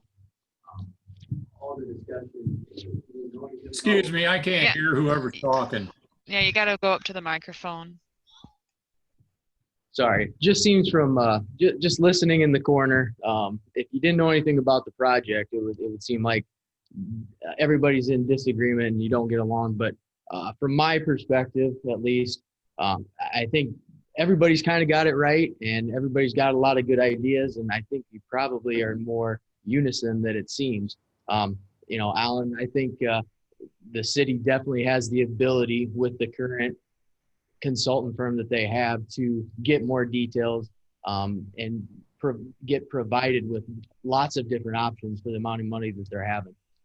Jeff, I think anybody that, it doesn't matter your age or just if you're invested in the city of Anamosa, it's good to look forward. And, there's only a small amount of places to move forward with these. I think the town in general needs good jobs. And this project or whatever it turns into could create that availability. And that's, anybody that's looking to move to any town, that's of huge importance. Beth, it always comes down to how much money is going to be spent. That's a very important thing to keep in mind as far as the money spending right now. Some money's already been spent. I think it seems to me it would be reasonable to assume that some money at this point in time should be set aside, not only in this budget, the previous budget, but the next few budgets for this. This is not a small project by any scale. It's a very large undertaking, but it's not one that's insurmountable by any means. It's already been a commitment by not only this council, but by a lot of other people to move forward with the project. By putting, X amount of dollars in this budget right now. I don't know what you guys carry for a balance. Frankly, it doesn't really matter to me. I know you don't spend all of it on every given year. There is some generally left over for other things. But I think it's probably up to you guys to decide what amount you guys are comfortable with investing in furthering this process at this point in time. It's really not a very good time to just kind of push it down the road. At least some decisions can be made to some extent on some amount, and everybody's really goals are still on track.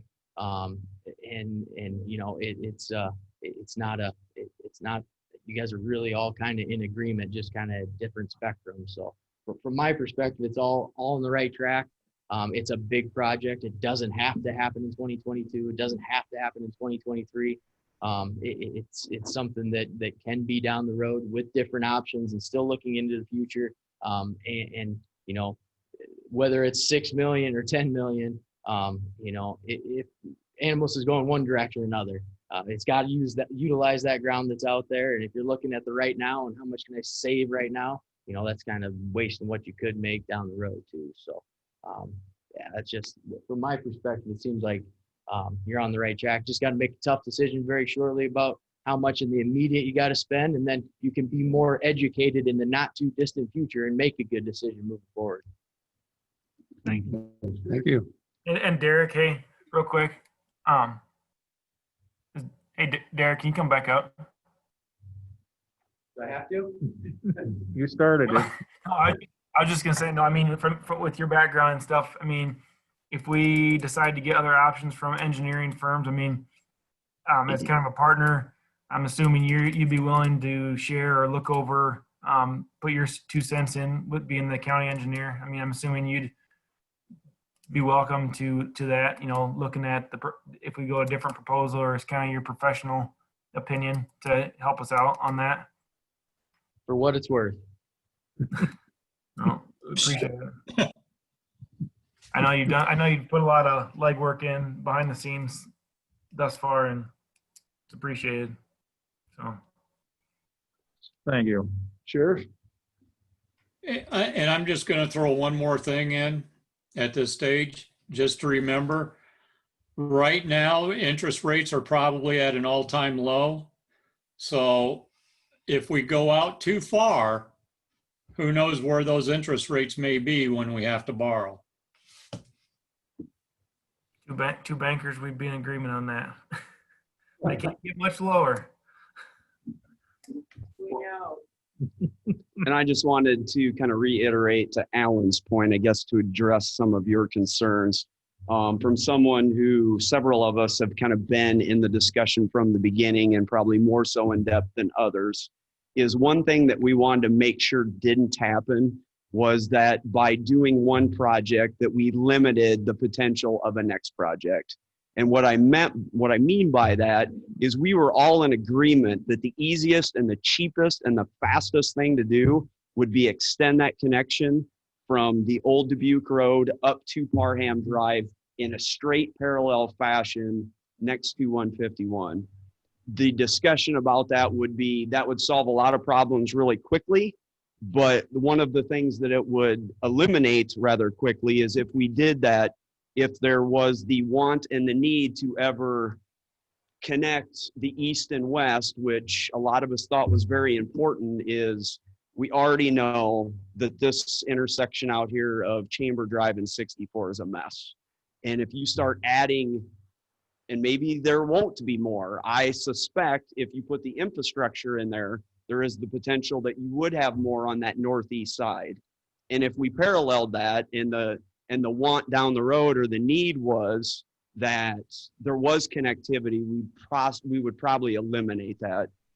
So it was built, kind of put it together in stages, that if you wanted to do the extension, and the reason the roundabout came up was, I talked back then, I don't know if you remember, about I do. my dislike of roundabouts, Yeah. but they do serve important functions. I was just in Marion, where they have roundabouts that maybe there's only one potential path that you get off, but they put the infrastructure there that down the road, there will be another connection to another part. And so the roundabout discussion came from down the road, if there was ever going to be a connection between, let's say, the extension and maybe up North Williams, which turns into Knoll Street. Knoll Street. I know that has been in the plan for more than a decade, maybe 2 decades. I think it was back when they put the development out there for the business, and I know that was in the plans then. But if you didn't put the connection when you ran the parallel out there, you may eliminate that. So that was part of the discussion. Everybody had interest of, we can do this in blocks, but let's make sure that if we do it thinking that we're not eliminating a potential down the road, which will significantly impact growth and getting people here. And that's the goal. So. No, I totally understand that. I'm just, I'm playing devil's advocate tonight. And it's just the thing that I see is that we're trying to do something before we're ready for it. It's not a question of doing it. It's how we're going to do it. That's the thing that bothers me right now. We've got the solvency of the city to worry about. We've got the taxpayers to worry about, and we've got growth to worry about. And we got to try to satisfy all three of those somehow. And that's why I brought this up. And Jeff, I'm not trying to fight with you. Honest to God. We're just having a good civil disagreement. Next time I see you, I'll give you a big hug just to prove it. But somebody has to, I just wanted to put the brakes on a little bit so we'd sit here and talk and think about that. That's what this is for tonight. Our next step is to get plans and see what we can do. We may not be able to get it all done in one step. It sounds to me like, I get the sense, and correct me if I'm wrong, it sounds like we're expected to go in there, build it, and it's done. And I'm not sure if the city is big enough to handle something like that. And I do think that the developers need to throw their hat in the ring and help out. It's a development, which means any development that we've had in this city yet, correct me if I'm wrong, but any development's been the one over here where I live, the one on the west side of town, northwest side of town, the developer is putting in the streets, putting in the sewer lines and the water lines. I was told that we're expected to do all of it. I'm not sure if the city's capable of handling it. We're not that big of a town. And the taxes that we're gonna have to throw at our constituents, our citizens, I don't think there's gonna be anybody in this town that's gonna like me. And I'm not saying I'm trying to stop this because somebody doesn't like me. My ego isn't that big that I can't take somebody not liking me. It's okay, but we have to justify the money that we would have to hit them with. That's why I'm saying that we need to figure out how we're going to do this. And we may have to do it in pieces, whether we like it or not. I don't know. But at least I got everybody to start talking and thinking about it. And if you get it lined up where it's advantageous in the future. Like the hospital is a prime example. Within 5 years from when they built it, they had to add on, but they obviously thought of that so they could add on in a feasible way that, made sense. But to line ourselves up, do what's necessary to, whether we do the whole thing or scale back. I think just doing it in an intelligent process as far as doing it, lining things up for the future. And I think doing it in stages is fine as long as the public and the taxpayers know that there is a plan to continue forward. Oh, yeah. Because I'll be honest, my biggest fear, and that's what there's been quite a bit of communication, is I grew up in this town. I've now worked at the sheriff's office almost 3 decades. There would have been a second overpass out there if the city at that time would have been a willing partner to get involved. I know. The state said, you know what? They don't not really seem interested. It saves us money. We'll blow right through and put the one in. So here we sit, 20 years later with 2008, 2009-ish, it was back to the table. The state was back at the table. The state actually had a lot of money, several $1 million, that was allocated for a project not really much different than we're doing now. And once again, it was kind of stagnant, and the city kind of drug its feet, and the state went, we'll spend our couple $1 million somewhere else. I was So there when that happened. my fear is it's kind of kick the can down the road. I kind of heard that earlier. It takes bold people to make bold decisions to end up in bold actions. I'm not talking about kicking the can down the road, and I've never even said that. And I don't want to be misconstrued as thinking that. And I'm not saying you are, Alan. I'm just saying that is the perception of the history I that a know. lot of us have seen, and that scares me to death. I have interest in what goes on here. I still have family that lives here. Being a businessman, I never do anything unless I know what I'm getting into. And I don't think any of us really have a full handle on it yet. And we need to get that before we go do anything. And you're paying the people that can provide you that information. If Yeah. it means sticking their feet to the fire, that maybe is what has to happen. There was a lot of planning. They've been involved in a lot of discussion. I know the grant stuff you've talked about. You know, Derek had a presentation to the state kind of involved in this, which there's not been a decision on that. So there is some stuff that we probably can't get right now, but there are a lot of things that you've discussed tonight that get them to the table, and you can get a lot of this stuff answered and at least have a plan to move forward. Because Well, once nothing would please me again, more than to see a plan come around that's where we look at it and say, yeah, we can do this. But right now, I have very little information.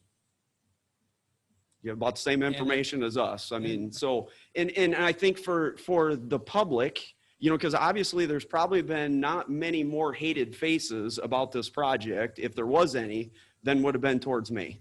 I'll be honest. And I was willing to take that. And I'm still willing to stand in front of the gun on that.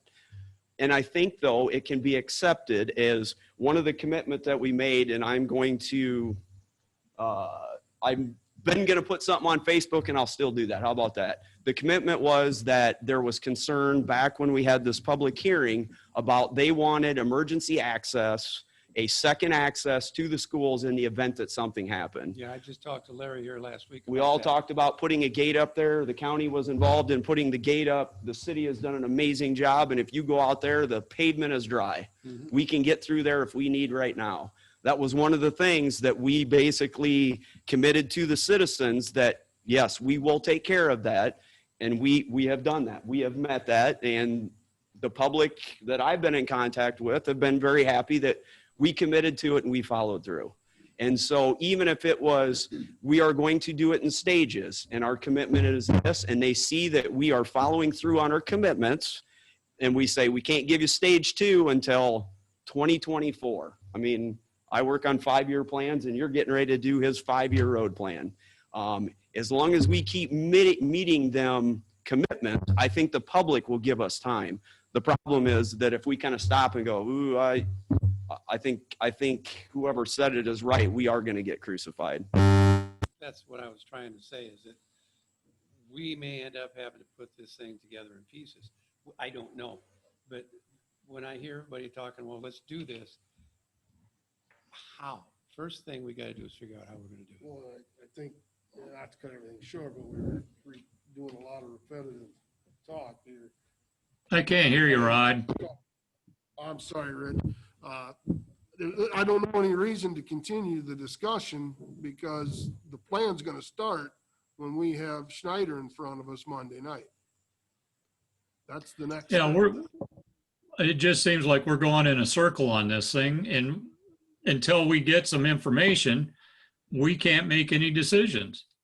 That's pretty much the point I was making. Will they be contacted so they're rightfully prepared with the information we're gonna have to ask from them on Monday night? They will. Okay. They better. They will. 2 meetings ago, I asked them to do that, and the next meeting they came and they didn't. So they better. Like I said, she did send me a memo update for the meeting on Monday. I don't believe they were planning on attending, but I'll let her know that we need them there and she'll be there. It's fine. Are you talking Lynn? Is that Tim or Lindsay for that one? Lindsay. Both? Well, it'll be Tim and Lindsay probably. Okay. All right, well, how about an adjournment? Everybody okay with that? Sounds like a plan. Consider us adjourned. Good night, everybody.